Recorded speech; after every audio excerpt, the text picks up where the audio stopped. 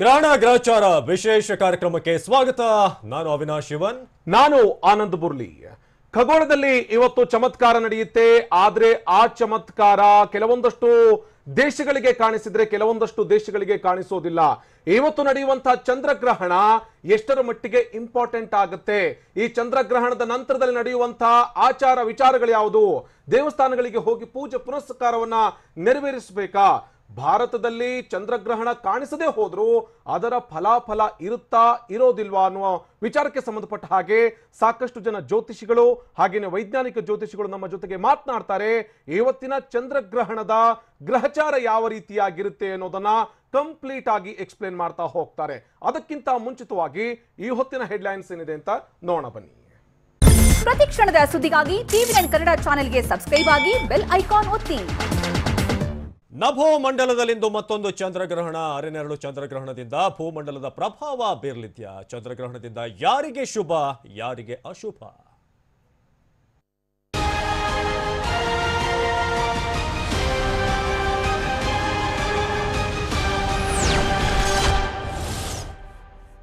ಹಾಗಾದ್ರೆ ಇವತ್ತಿನ ಚಂದ್ರಗ್ರಹಣ ಹೇಗಿರುತ್ತೆ, ಎಲ್ಲೆಲ್ಲಿ ಗೋಚರ ಆಗುತ್ತೆ, ಇದರ ವಿಶೇಷತೆ ಏನು, ಒಂದೊಂದಾಗಿ ನಾವು ನೋಡ್ತಾ ಹೋಗೋಣ. ಮತ್ತೊಂದು ಚಂದ್ರಗ್ರಹಣಕ್ಕೆ ಸಾಕ್ಷಿ ಆಗಲಿದೆ ನಭೋ ಮಂಡಲ. ಒಂದೇ ಸಮಯ ಒಂದೇ ಅಕ್ಷದಲ್ಲಿ ಬರ್ತಾರ ಸೂರ್ಯ, ಭೂಮಿ, ಚಂದ್ರ. ಹಾಗಾದ್ರೆ ಈ ಒಂದು ಚಂದ್ರಗ್ರಹಣದ ಆಫ್ಟರ್ ಎಫೆಕ್ಟ್ಸ್ ಹೇಗಿರುತ್ತೆ, ಆ ಪ್ರಕ್ರಿಯೆ ಹೇಗಿರುತ್ತೆ? ಭೂಮಿಯ ನೆರಳು ಇಡೀ ಚಂದ್ರನನ್ನ ಸಂಪೂರ್ಣವಾಗಿ ಆವರಿಸಿ ಬಿಡುತ್ತಾ? ಹಾಗಾದ್ರೆ ಅರೆ ನೆರಳು ಚಂದ್ರಗ್ರಹಣ ಎಲ್ಲೆಲ್ಲಿ ಗೋಚರಿಸುತ್ತೆ? ವಿಜ್ಞಾನಿಗಳು, ಖಗೋಳ ಶಾಸ್ತ್ರಜ್ಞರು, ಜ್ಯೋತಿಷಿಗಳು ಏನಂತಾರೆ? ಇಂದಿನ ಅರೆ ನೆರಳು ಚಂದ್ರಗ್ರಹಣ ಗೋಚರಿಸೋದು ಯಾವಾಗ, ಯಾವ ಸಮಯಕ್ಕೆ ಆರಂಭ ಆಗುತ್ತೆ, ಸಂಪೂರ್ಣವಾಗಿ ಗೋಚರ ಆಗುವಂತಹ ಸಮಯ ಯಾವುದು? ವಿಜ್ಞಾನಿಗಳು, ಖಗೋಳ ಶಾಸ್ತ್ರಜ್ಞರು ಜೊತೆಗೆ ಜ್ಯೋತಿಷಿಗಳು ಈ ಚಂದ್ರಗ್ರಹಣವನ್ನ ಯಾವ ರೀತಿಯಾಗಿ ನೋಡ್ತಾ ಇದ್ದಾರೆ, ಇದರಲ್ಲಿ ಏನೆಲ್ಲ ಕೌತುಕ ಅಡಗಿದೆ? ಮತ್ತೊಂದು ಚಂದ್ರಗ್ರಹಣಕ್ಕೆ ಸಜ್ಜಾಗ್ತಿದೀವಿ ನಾವೆಲ್ಲ. ಒಂದೇ ಸಮಯ ಒಂದೇ ಅಕ್ಷದಲ್ಲಿ ಬರ್ತಾರ ಸೂರ್ಯ, ಭೂಮಿ, ಚಂದ್ರ. ಭೂಮಿಯ ನೆರಳು ಇಡೀ ಚಂದ್ರನನ್ನ ಸಂಪೂರ್ಣವಾಗಿ ಆವರಿಸುತ್ತಾ? ಆ ಪ್ರಕ್ರಿಯೆ ಹೇಗಿರುತ್ತೆ, ಏನೆಲ್ಲ ಆಗತ್ತೆ, ಇದರ ವಿಶೇಷತೆ ಏನು? ಅರೆ ನೆರಳು ಚಂದ್ರಗ್ರಹಣ ಎಲ್ಲೆಲ್ಲಿ ಗೋಚರಿಸುತ್ತೆ, ನಮ್ಮ ಖಂಡದಲ್ಲಿ ಎಷ್ಟು, ನಮ್ಮ ದೇಶದಲ್ಲಿ ಎಷ್ಟು ಮಟ್ಟಿಗೆ, ಇದೆಲ್ಲದರ ಬಗ್ಗೆ ಕೂಡ ನಿಮ್ಗೆ ಮಾಹಿತಿಯನ್ನ ಕೊಡ್ತಾ ಹೋಗ್ತೀವಿ. ಇಂದಿನ ಅರೆ ನೆರಳು ಚಂದ್ರಗ್ರಹಣದ ಬಗ್ಗೆ ವಿಸ್ತೃತವಾದಂತಹ ಮಾಹಿತಿಯನ್ನ ನಿಮ್ಮ ಮುಂದೆ ಇಡ್ತಾ ಇದ್ದೀವಿ.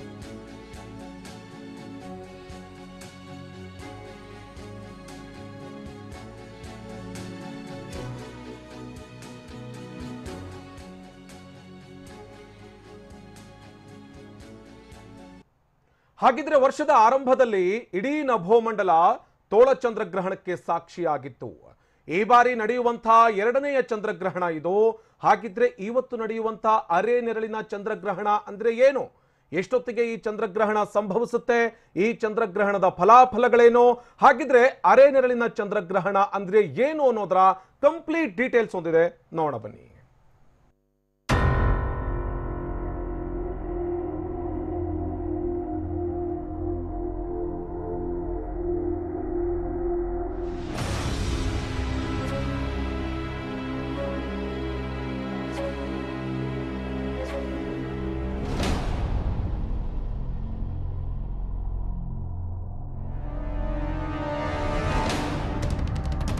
ಗ್ರಹಣ ಅಂದ ಕೂಡಲೇ ಕೆಲವರಿಗೆ ಕುತೂಹಲ, ಕೌತುಕ, ಖಗೋಳ ಮ್ಯಾಜಿಕ್ ಕಣ್ತುಂಬಿಕೊಳ್ಳೋ ತವಕ. ಆದ್ರೆ ಇನ್ನು ಕೆಲವರಿಗೆ ಗ್ರಹಣ ಅಂದ್ರೆ ಭಯ, ಭೀತಿ. ಗ್ರಹಣದಿಂದ ಯಾರಿಗೆ ಏನಾಗುತ್ತೋ, ಯಾರಿಗೆ ಶುಭ, ಯಾರಿಗೆ ಅಶುಭ ಅನ್ನೋ ಲೆಕ್ಕಾಚಾರ ಶುರುವಾಗುತ್ತೆ. ವರ್ಷದ ಆರಂಭದಲ್ಲಿ ತೋಳ ಚಂದ್ರಗ್ರಹಣವನ್ನ ಕಣ್ತುಂಬಿಸಿಕೊಂಡಿರೋ ಜನರಿಗೆ 5 ತಿಂಗಳ ಬಳಿಕ ಬಂದಿರುವ ಮತ್ತೊಂದು ಚಂದ್ರಗ್ರಹಣವು ನಾನಾ ಕುತೂಹಲಗಳಿಗೆ ಎಡೆ ಮಾಡಿಕೊಟ್ಟಿದೆ.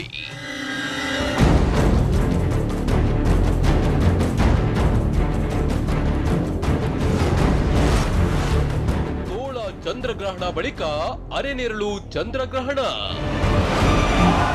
ಜನವರಿಯಲ್ಲಿ ಸಂಭವಿಸಿದ ತೋಳ ಚಂದ್ರಗ್ರಹಣ 10 ಹಲವು ವಿಶೇಷತೆಗಳಿಂದ ಕೂಡಿತ್ತು. ಈಗ ಈ ವರ್ಷದಲ್ಲಿ ಸಂಭವಿಸುತ್ತಿರೋ ಎರಡನೇ ಚಂದ್ರಗ್ರಹಣ ಈ ಅರೆನೆರಳು ಚಂದ್ರಗ್ರಹಣ. ಈ ಅರೆನೆರಳು ಚಂದ್ರಗ್ರಹಣ ಸ್ವಲ್ಪ ನೆರಳಿನ ರೀತಿ ಕಾಣಿಸಿಕೊಂಡ್ರು ಇದರ ಪ್ರಭಾವ ಮಾತ್ರ ಹೆಚ್ಚು ಪರಿಣಾಮಕಾರಿ ಇರಲಿದೆ ಎಂಬ ಮಾತುಗಳು ಕೇಳಿ ಬರ್ತಿದೆ. ಇನ್ನು ಇಂದು ಗೋಚರವಾಗುವ ಅರೆನೆರಳು ಚಂದ್ರಗ್ರಹಣ ಸಂಪೂರ್ಣ ಭಿನ್ನವಾಗಿರಲಿದೆ. ಇದು ಪೂರ್ತಿ ಕಪ್ಪಾಗಿರುವುದಿಲ್ಲ, ಹಾಗೆ ಚಂದ್ರನ ಆಕಾರದಲ್ಲೂ ಯಾವುದೇ ಬದಲಾವಣೆ ಆಗೋದಿಲ್ಲ.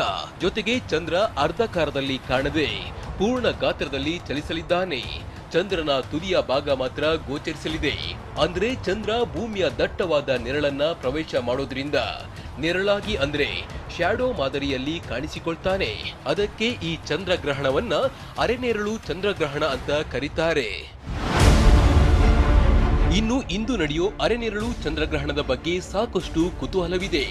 ಹಾಗಾದ್ರೆ ಈ ಗ್ರಹಣ ಯಾವ ಸಮಯದಲ್ಲಿ ಎಲ್ಲೆಲ್ಲಿ ಗೋಚರವಾಗುತ್ತೆ ಅನ್ನೋದನ್ನ ಡೀಟೇಲ್ ಆಗಿ ತೋರಿಸ್ತೀವಿ ನೋಡಿ.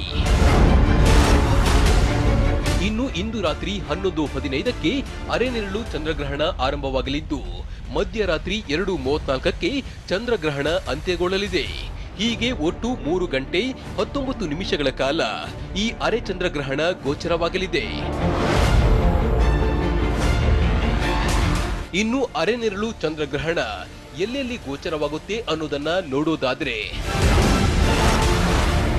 ಈ ಅರೆನೆರಳು ಚಂದ್ರಗ್ರಹಣ ಏಷ್ಯಾದ ಕೆಲವು ಭಾಗಗಳಲ್ಲಿ, ಹಾಗೆ ಆಸ್ಟ್ರೇಲಿಯಾ, ದಕ್ಷಿಣ ಅಮೆರಿಕ, ಯುರೋಪ್, ಆಫ್ರಿಕಾ, ಈಜಿಪ್ಟ್, ಇಂಡೋನೇಷ್ಯಾದಲ್ಲಿ ಗೋಚರ ಆಗಲಿದೆ. ಆದರೆ ಭಾರತದಲ್ಲಿ ಅಲ್ಪ ಪ್ರಮಾಣದಲ್ಲಿ ಗೋಚರವಾಗುತ್ತೆ ಎಂದು ಹೇಳಲಾಗ್ತಿದೆ. ಒಟ್ನಲ್ಲಿ ಇಂದು ನಡೆಯೋ ಚಂದ್ರಗ್ರಹಣದ ಬಗ್ಗೆ ಜನರು ಕುತೂಹಲದಿಂದ ಕಾಯ್ತಿದ್ದಾರೆ. ಆದರೆ ಅರೆನೆರಳು ಚಂದ್ರಗ್ರಹಣ ಅಷ್ಟೊಂದು ಪ್ರಭಾವಶಾಲಿ ಆಗಿರಲ್ಲ ಅನ್ನೋ ಮಾತುಗಳು ಕೇಳಿ ಬಂದಿವೆ. ಹೀಗಾಗಿ ನಮಗೆ ಚಂದ್ರನ ಚಿತ್ರಣ ಮುಸುಕಾಗಿ ಕಾಣಿಸಿಕೊಳ್ಳಲಿದೆ.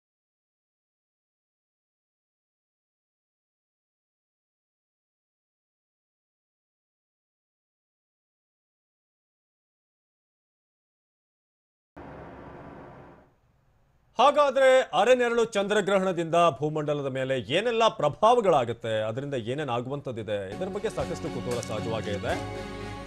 ಅರೆನೆರಳು ಚಂದ್ರಗ್ರಹಣದಿಂದ ಭೂಮಂಡಲದ ಮೇಲೆ ಆಗುವಂತ ಪರಿಣಾಮಗಳೇನು, ಪ್ರಭಾವಗಳು ಏನೇನಾಗುತ್ತೆ, ಪ್ರಕೃತಿಯ ಮೇಲೆ ಈ ಗ್ರಹಣದಿಂದ ಯಾವೆಲ್ಲ ಪರಿಣಾಮ ಇದೆ, ದುಷ್ಪರಿಣಾಮ ಇದೆಯಾ, ಏನೆಲ್ಲ ಅನಾಹುತಗಳಾಗುವಂತಹ ಸಾಧ್ಯತೆ ಇದೆ, ಅದೇ ರೀತಿಯಾಗಿ ಶುಭವಾಗುವಂಥದ್ದು ಏನಾದರೂ ಸಾಧ್ಯತೆ ಇದೆಯಾ, ಅರೆನೆರಳು ಚಂದ್ರಗ್ರಹಣದಿಂದ ರಸ್ತೆ ಅಪಘಾತಗಳು ಏನಾದರೂ ಹೆಚ್ಚಾಗ್ತವ, ಇಂಥ ಅನೇಕ ಪ್ರಶ್ನೆಗಳನ್ನು ನಿಮ್ಮನ್ನು ಕೂಡ ಕಾಡ್ತಾ ಇರ್ತದೆ. ಸಾಮಾನ್ಯವಾಗಿ ನಾವು ಹೇಳ್ತಿದ್ದಾಗೆ ಗ್ರಹಣ ಅಂದ್ರೆ ಒಂದಷ್ಟು ಕೆಡುಕು ಅನ್ನೋ ರೀತಿಯಾದಂಥ ಮೈಂಡ್ ಸೆಟ್ ಇದೆ ನಮ್ಮಲ್ಲಿ. ಅರೆನೆರಳು ಚಂದ್ರಗ್ರಹಣ ಯಾವ ಯಾವ ರಾಶಿಗಳ ಮೇಲೆ ಪ್ರಭಾವ ಬೀರುತ್ತೆ, 12 ರಾಶಿಗಳಲ್ಲಿ ಅರೆನೆರಳು ಚಂದ್ರಗ್ರಹಣದಿಂದ ಭೂಮಂಡಲದ ಮೇಲೆ ಆಗುವಂತ ಪ್ರಭಾವ ಏನು? ಇನ್ನು ಅರೆನೆರಳು ಚಂದ್ರಗ್ರಹಣದಿಂದ ಭೂಮಿಯ ಮೇಲಾಗುವಂತಹ ಪರಿಣಾಮಗಳೇನು? ಹಾಗಿದ್ರೆ ರಾಜಕೀಯದಲ್ಲಿ ಏನಾದರೂ ಸ್ಥಾನಪಲ್ಲಟಗಳಾಗ್ತವ, ಅಥವಾ ಒಬ್ಬೊಬ್ಬರ ರಾಶಿಯ ಮೇಲೂ ಕೂಡ ಇವತ್ತಿನ ಅರೆನೆರಳಿನ ಚಂದ್ರಗ್ರಹಣ ಏನಾದರೂ ಪ್ರಭಾವ ಬೀರುತ್ತಾ? ಇದರ ಬಗ್ಗೆ ಒಂದು ಡೀಟೇಲ್ಸ್ ಇದೆ, ನೋಡೋಣ ಬನ್ನಿ.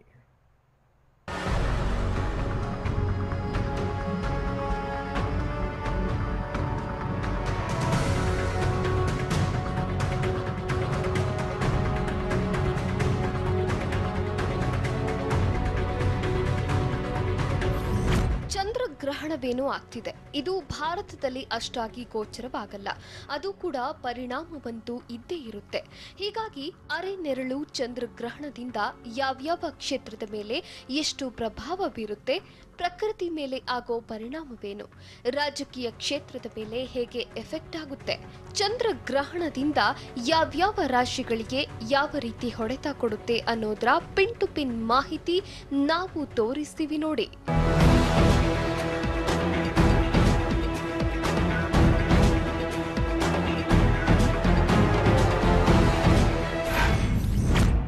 ಅರೆನೆರಳು ಚಂದ್ರಗ್ರಹಣದಿಂದ ಪ್ರಕೃತಿ ವಿಕೋಪ.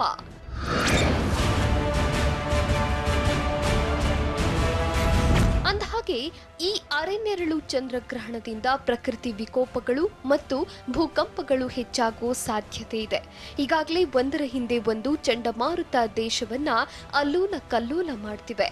ಇನ್ಮುಂದೆಯೂ ಕೂಡ ಪ್ರಕೃತಿ ವಿಕೋಪಗಳು ಮುಂದುವರಿಯುತ್ತವಂತೆ.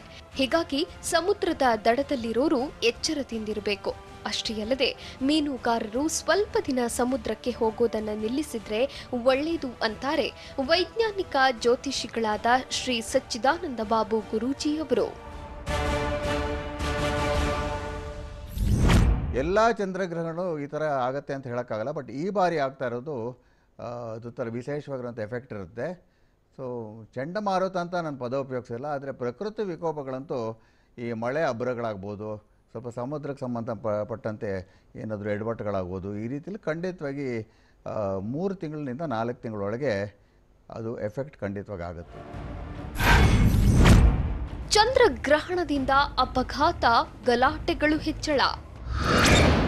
ಇನ್ನು ಅರೆನೆರಳು ಚಂದ್ರಗ್ರಹಣ ಸಂಭವಿಸಿದ ಬಳಿಕ ರಸ್ತೆ ಅಪಘಾತಗಳು, ಇದರಿಂದ ಸರ್ಜರಿಗಳು ಹೆಚ್ಚಾಗೋ ಸಾಧ್ಯತೆ ಇದೆಯಂತೆ.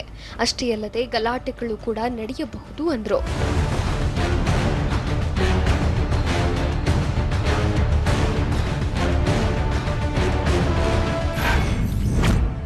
ರಾಷ್ಟ್ರ ಮತ್ತು ರಾಜ್ಯ ರಾಜಕಾರಣಕ್ಕೂ ಭಾರಿ ಹೊಡೆತ.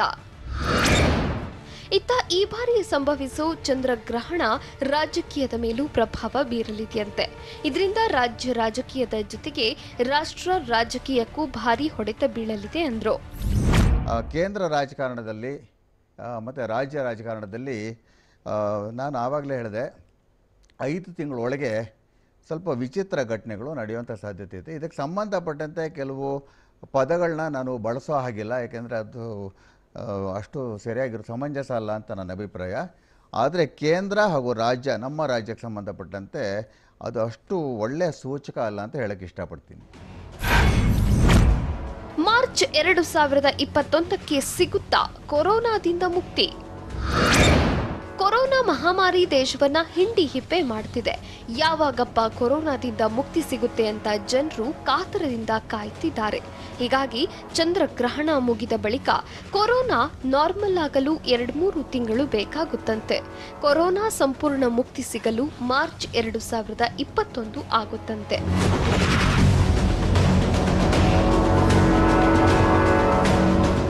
ಒಟ್ನಲ್ಲಿ ತೋಳ ಚಂದ್ರಗ್ರಹಣವಾಗಿ 5 ತಿಂಗಳ ಬಳಿಕ ಇದೀಗ ಅರೆನೆರಳು ಚಂದ್ರಗ್ರಹಣ ಬಂದಿದೆ. ಈಗಾಗಲೇ ಸಾಲು ಸಂಕಷ್ಟದ ಸುಳಿಯಲ್ಲಿ ಪರದಾಡ್ತಿರೋದು ಜನರಿಗೆ ಇದು ಮತ್ಯಾವ ಸಮಸ್ಯೆಗಳನ್ನ ತಂದೊಡ್ಡುತ್ತೋ, ಯಾವ ರೀತಿ ಪ್ರಭಾವ ಬೀರುತ್ತೋ ಅನ್ನೋದನ್ನೇ ಚರ್ಚೆಗೆ ಗ್ರಾಸವಾಗಿದೆ.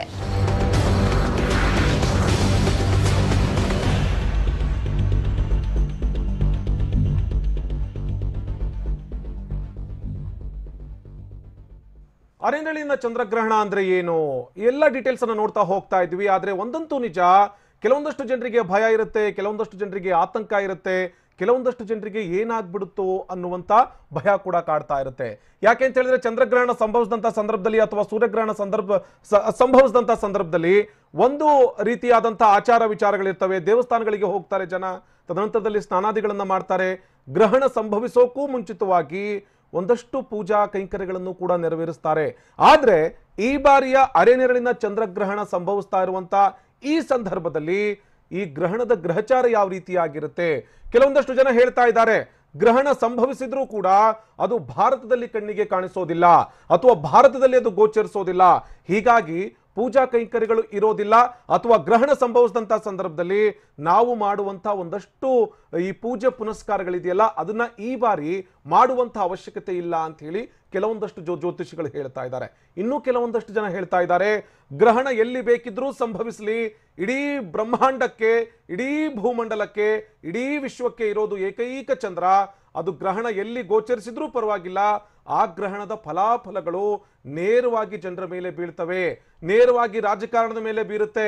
ಅದರ ಜೊತೆಗೆ ಇಡೀ ಭೂಮಂಡಲದಲ್ಲಿ ಕೆಲವೊಂದಷ್ಟು ಪ್ರಕೃತಿ ವಿಕೋಪಗಳು ಸೇರಿದಂತೆ ಒಂದಷ್ಟು ಆ ಕಡೆ ಈ ಕಡೆ ಆಗುವಂತಹ ಸಾಧ್ಯತೆಗಳು ತೀರಾ ಇದೆ ಎನ್ನುವಂತಹ ಮಾತುಗಳನ್ನು ಹೇಳ್ತಾ ಇದ್ದಾರೆ. ನಮ್ಮ ಜೊತೆಗೆ ಸಾಕಷ್ಟು ಜನ ಜ್ಯೋತಿಷಿಗಳು ಹಾಗೇನೆ ಆಧ್ಯಾತ್ಮಿಕ ಚಿಂತಕರು ಕೂಡ ಜಾಯಿನ್ ಆಗಿದ್ದಾರೆ. ಶೆಲ್ಲಪಿಳ್ಳಿ ಅಯ್ಯಂಗಾರ್ ಇದ್ದಾರೆ, ಧಾರ್ಮಿಕ ಚಿಂತಕರು, ಜೊತೆಗೆ ಆಧ್ಯಾತ್ಮದ ಬಗ್ಗೆ ಸಾಕಷ್ಟು ವಿಚಾರಗಳನ್ನ ಇವತ್ತು ಹೇಳ್ತಾರೆ. ಗ್ರಹಣಕ್ಕೆ ಸಂಬಂಧಪಟ್ಟ ಹಾಗೆ ಇವತ್ತಿನ ಗ್ರಹಣ ಏನು, ಗ್ರಹಣದ ಆಚಾರ ವಿಚಾರ ಏನು, ಪೂಜೆ ಪುನಸ್ಕಾರ ಏನು ಅಂತ ಹೇಳಿ ಶೆಲ್ಲಪಿಳ್ಳಿ ಅಯ್ಯಂಗಾರ್ ಮಾತನಾಡ್ತಾರೆ.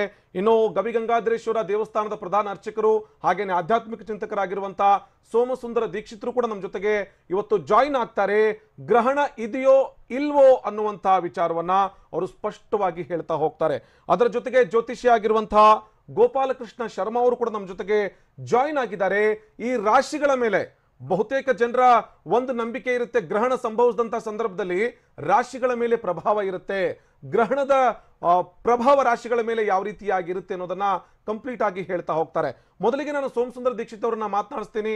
ಗುರುಗಳೇ, ಇವತ್ತು ಚಂದ್ರಗ್ರಹಣ ಇದೆ ಎನ್ನುವಂತ ಮಾತಿದೆ, ಚಂದ್ರಗ್ರಹಣ ಸಂಭವಿಸುತ್ತೆ ಎನ್ನುವಂಥದ್ದು ಕೂಡ ಸ್ಪಷ್ಟವಾಗಿದೆ. ಆದ್ರೆ ಭಾರತದಲ್ಲಿ ಗೋಚರಿಸ್ತಾ ಇಲ್ಲ, ಹಾಗಾಗಿ ಪೂಜಾ ಕೈಂಕರ್ಯಗಳು ಇರೋದಿಲ್ಲ ಅನ್ನುವಂತ ಮಾತಿದೆ. ಗ್ರಹಣ ಸಂಭವಿಸ್ತಾ ಇದೆ ಆದ್ರೆ ಗೋಚರಿಸ್ತಾ ಇಲ್ಲ, ಫಲಾಫಲಗಳು ಇರುತ್ತಾ ಇರೋದಿಲ್ವಾ ಅಂತ.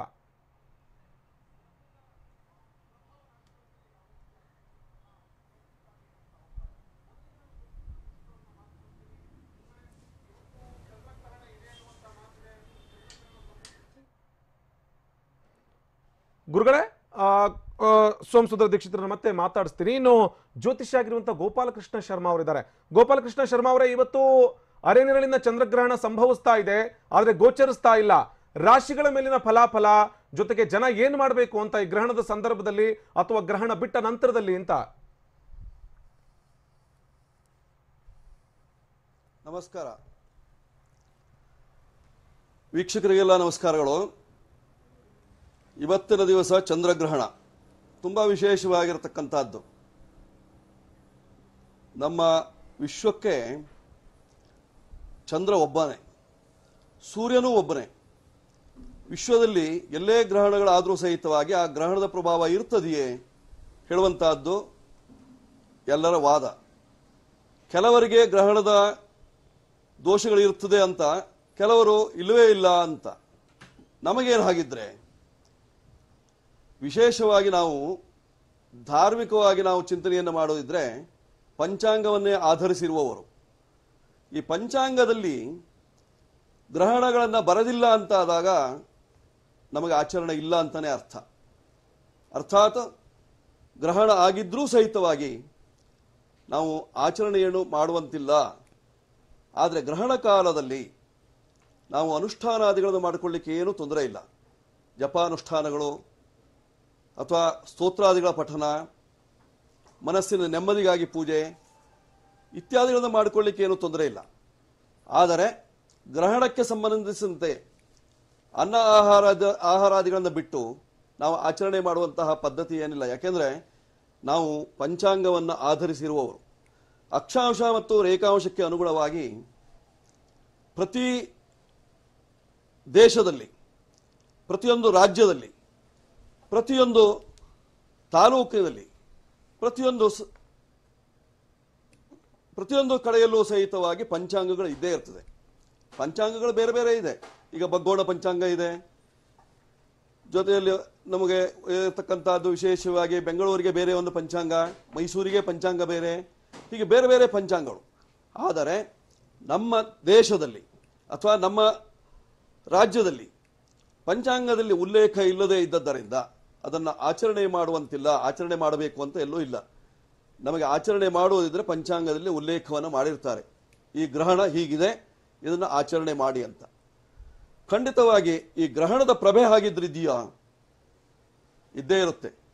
ಚಂದ್ರನು ಎಲ್ಲೇ ಇದ್ರೂ ಸಹಿತವಾಗಿ ಆ ಚಂದ್ರನ ಪ್ರಭೆ ಅರ್ಧ ನೆರಳಿನ ಆಕೃತಿಯಲ್ಲಿರ್ತಕ್ಕಂತಹ ಏನು ಗ್ರಹಣ ದೋಷ ಇದೆಯೋ ಆ ದೋಷಗಳು ಪ್ರತಿಯೊಂದು ವೃಕ್ಷಾದಿಗಳಲ್ಲಿ, ಪ್ರತಿಯೊಂದು ಪ್ರಾಣಿಗಳಲ್ಲಿ ಅಥವಾ ಸಮುದ್ರದಲ್ಲಿ ಗೋಚರ ಆಗುವಂತಹ ಸಾಧ್ಯತೆ ಇರತಕ್ಕಂಥದ್ದು.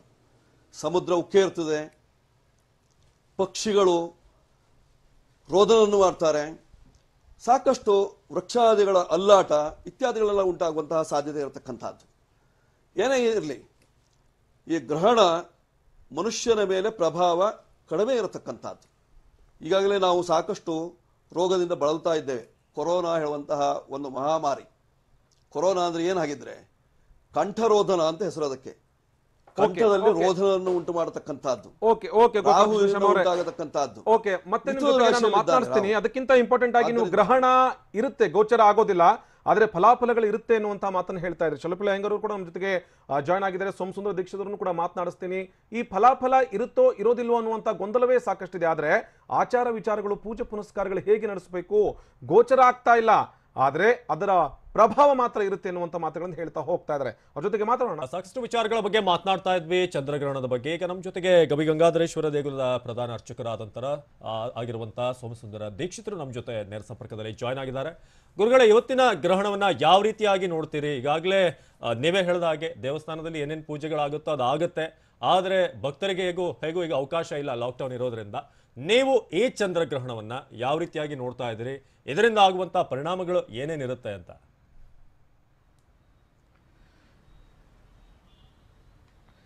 ಈಗ ಸಾಮಾನ್ಯವಾಗಿ ನಮಗೆ ಚಂದ್ರಗ್ರಹಣ ಗೋಚರವಿಲ್ಲ.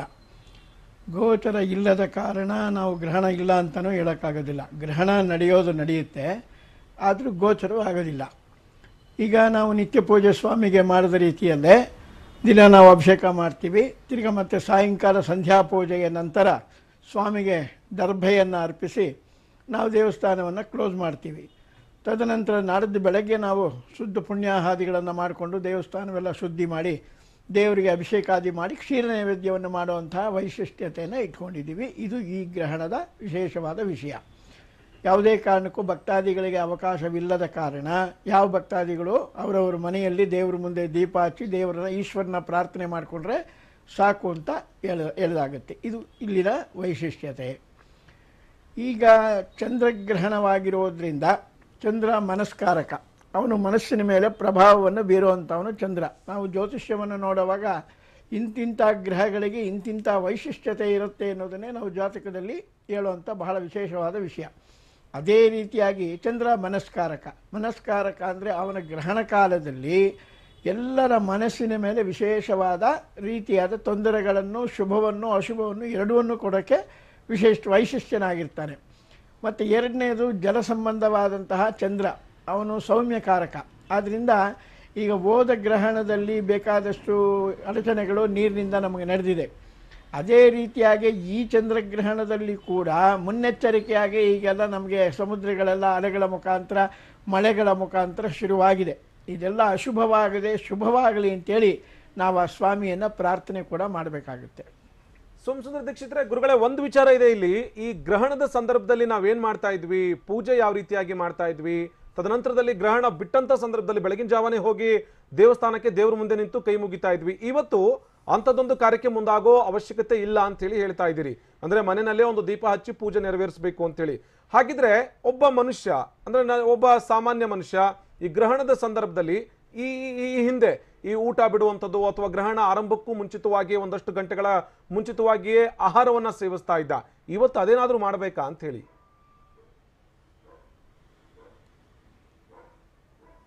ಅಲ್ಲ, ಅದು ನಮ್ಮ ನಿತ್ಯ ಕರ್ಮ. ಯಾಕೆಂದರೆ ಚಂದ್ರಗ್ರಹಣ ನಮ್ಮ ದೇಶಕ್ಕಿರಲಿ ಇನ್ನೊಂದು ದೇಶಕ್ಕಿರಲಿ ಅದೇ ಚಂದ್ರ ನಾಳೆ ರಾತ್ರಿ ನಾವು ನೋಡ್ತೀವಿ.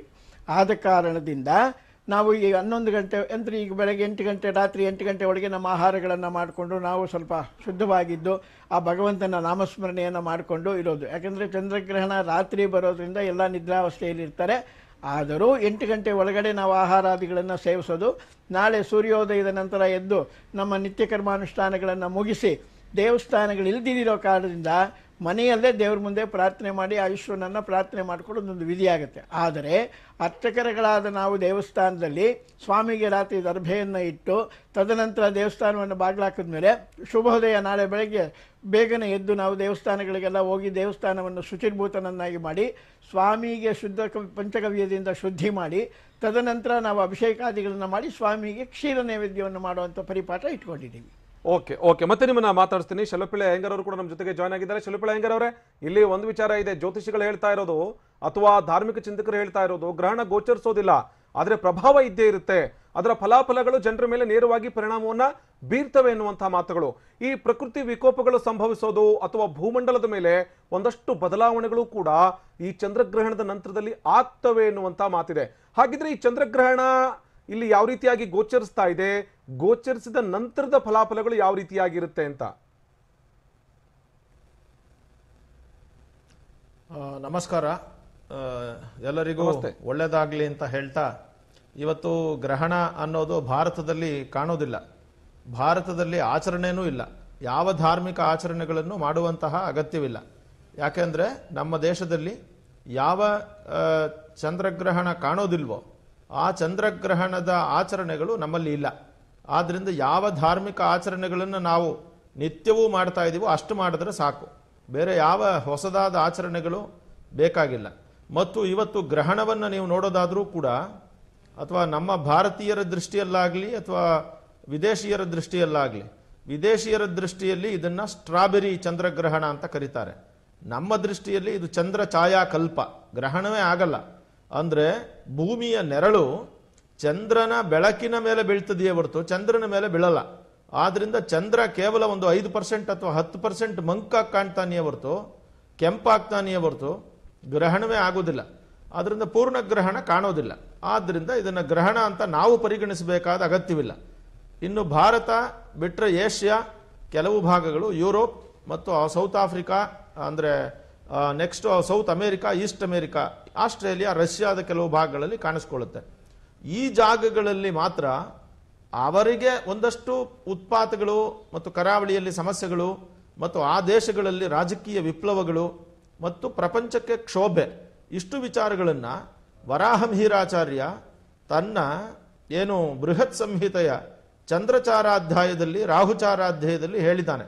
ಆದ್ರಿಂದ ಆಚಾರ್ಯರು ಹೇಳಿದ್ರಿಂದ ಒಂದಷ್ಟು ವಿಚಾರಗಳು, ಈ ಪ್ರಪಂಚದಲ್ಲಿ ಒಂದು ಕ್ಷೋಭೆ ಉಂಟಾಗಬಹುದು, ಈಗಾಗಲೇ ಕ್ಷೋಭೆಯಲ್ಲಿದ್ದೀವಿ, ಇನ್ನಷ್ಟು ಕ್ಷೋಭೆ ಉಂಟಾಗಬಹುದು, ಮತ್ತು ಕರಾವಳಿಯ ತೀರ ಪ್ರದೇಶಗಳಲ್ಲಿ ಇದೂ ಸೇರಿದಂಗೆ ಸೂರ್ಯಗ್ರಹಣ ಆದಮೇಲೆ ಇವೆಲ್ಲ ಫಲಗಳು ಆಗಬಹುದು ಅಂತ ನಮ್ಮ ಒಂದು ಶಾಸ್ತ್ರ ಗ್ರಂಥಗಳಲ್ಲಿ ಹೇಳಿದೆ. ಅದನ್ನು ನಂಬ್ಕೋಬೇಕು, ಭಗವಂತನನ್ನ ಪ್ರಾರ್ಥನೆ ಮಾಡಬೇಕು, ಯಥಾವತ್ತಾಗಿ ಮಾಮೂಲಿನಂತೆ ನಮ್ಮ ಕ್ರಿಯೆಗಳನ್ನು ನಡೆಸ್ಕೊಂಡು ಹೋಗಬೇಕು ಅನ್ನೋದು ನಮ್ಮ ಅಭಿಪ್ರಾಯ.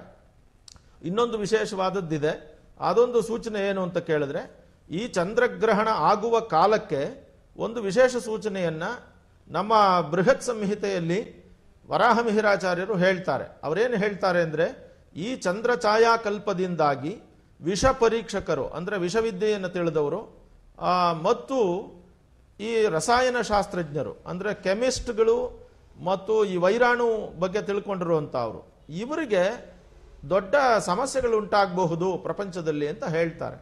ಈಗ ಬಂದಿರೋ ಕೊರೋನಾಗೂ ಅದಕ್ಕೂ ಯೋಚನೆ ಮಾಡಿ ನೋಡಿದ್ರೆ ಇವತ್ತು ಕೂಡ ಜನಗಳೆಲ್ಲ ಸಸ್ಪೆಕ್ಟ್ ಮಾಡ್ತಾ ಇರೋದೆ ಇದು ಮಾನವ ನಿರ್ಮಿತ ಅಂತ. ಅದು ಕೂಡ ಇಲ್ಲಿ ಒಂದಷ್ಟು ಕಾಣೋದನ್ನು ಕಾಣ್ತಾ ಇದೆ. ಮತ್ತಷ್ಟು ಮಿಡಿತಗಳು ಕೂಡ ಬರ್ತಾ ಇದೆ, ಅದು ಕೂಡ ಮನುಷ್ಯರೇ ಮಾಡಿದ್ದು ಅಂತ ಇದ್ದಾರೆ. ಹಾಗಾಗಿ ಈ ರಸಾಯನಶಾಸ್ತ್ರಜ್ಞರು ಮತ್ತು ವಿಷಶಾಸ್ತ್ರಜ್ಞರ ಮೇಲೆ ಇಡೀ ಪ್ರಪಂಚ ಒಂದಷ್ಟು ಮುನಿಸಿಕೊಳ್ಳುವಂತಹ ಕಾಲ ಬರಬಹುದು ಅಂತ ಹೇಳಿ ಈ ಚಂದ್ರಗ್ರಹಣದ ಫಲವನ್ನು ಹೇಳಿದ್ದಾರೆ ವರಾಹಮಿಹಿರಾಚಾರ್ಯರು. ಖಂಡಿತ ಖಂಡಿತ ಶಿಲಪಳಯ್ಯಂಗಾರ್, ಮತ್ತೆ ನಿಮ್ಮ ಜೊತೆಗೆ ಮಾತನಾಡಿಸ್ತೀನಿ. ಇನ್ನೊಂದು ವಿಚಾರವನ್ನ ಹೇಳ್ತಾ ಹೋಗ್ತಾ ಇದ್ರಿ, ಇದೇ ತಿಂಗಳು ಇವತ್ತು ಚಂದ್ರಗ್ರಹಣ ಸಂಭವಿಸಿದ್ರೆ ಮುಂದೆ ಸೂರ್ಯಗ್ರಹಣ ಸಂಭವಿಸ್ತಾ ಇದೆ. ಎರಡು ಗ್ರಹಣಗಳು ಒಂದೇ ತಿಂಗಳಲ್ಲಿ ಸಂಭವಿಸ್ತಾ ಇರೋ ಕಾರಣಕ್ಕಾಗಿ ಮತ್ತೊಂದಷ್ಟು ಪ್ರಕೃತಿ ವಿಕೋಪಗಳು, ಜೊತೆಗೆ ಸೂರ್ಯಗ್ರಹಣದ ನಂತರದಲ್ಲಿ ಅಥವಾ ಸಂಭವಿಸೋದಕ್ಕಿಂತ ಮುಂಚಿತವಾಗಿಯೇ ಮತ್ತಿನ್ನೇನಾದ್ರೂ ಕೆಡುಕು ಉಂಟಾಗುತ್ತಾ ಅನ್ನೋ ವಿಚಾರಕ್ಕೆ ಸಂಬಂಧಪಟ್ಟ ಹಾಗೆ 3 ಜನರ ಜೊತೆಗೆ ಮಾತಾಡ್ತೀನಿ. ನಾವು ಮಾತನಾಡ್ತಾ ಇದ್ವಿ ಈ ಗ್ರಹಣದ ಪ್ರಭಾವದ ಬಗ್ಗೆ, ಪರಿಣಾಮಗಳ ಬಗ್ಗೆ. ಜ್ಯೋತಿಷಿಗಳಾದಂತಹ ಗೋಪಾಲಕೃಷ್ಣ ಶರ್ಮಾ ಅವರು ಕೂಡ ನಮ್ಮ ಜೊತೆ ಮಾತನಾಡ್ತಾ ಇದ್ರು. ಜ್ಯೋತಿಷಿಗಳಿಗೆ ಸದ್ಯಕ್ಕೆ ನಾವು ನೋಡ್ತಾ ಇದೀವಿ ಏನಂತಂದ್ರೆ, ಈ 12 ರಾಶಿಗಳಲ್ಲಿ ಯಾವ ರಾಶಿಯವರು ಬಹಳ ಎಚ್ಚರಿಕೆಯಿಂದ ಇರಬೇಕು, ಗ್ರಹಣದ ಪ್ರಭಾವ ಆ ರಾಶಿಯ ಮೇಲೆ, ಇಂಥ ರಾಶಿಯ ಮೇಲೆ ಹೆಚ್ಚಿನ ಪ್ರಭಾವವನ್ನು ಬೀಳುತ್ತೆ ಅಂತ ಇರೋದಂಥದ್ದು ಯಾವುದು, ಯಾರು ಎಚ್ಚರಿಕೆಯಿಂದ ಇರಬೇಕು ಅಂತ ಈ ರಾಶಿಗಳಿಗೆ ಸಂಬಂಧಪಟ್ಟ ಹಾಗೆ?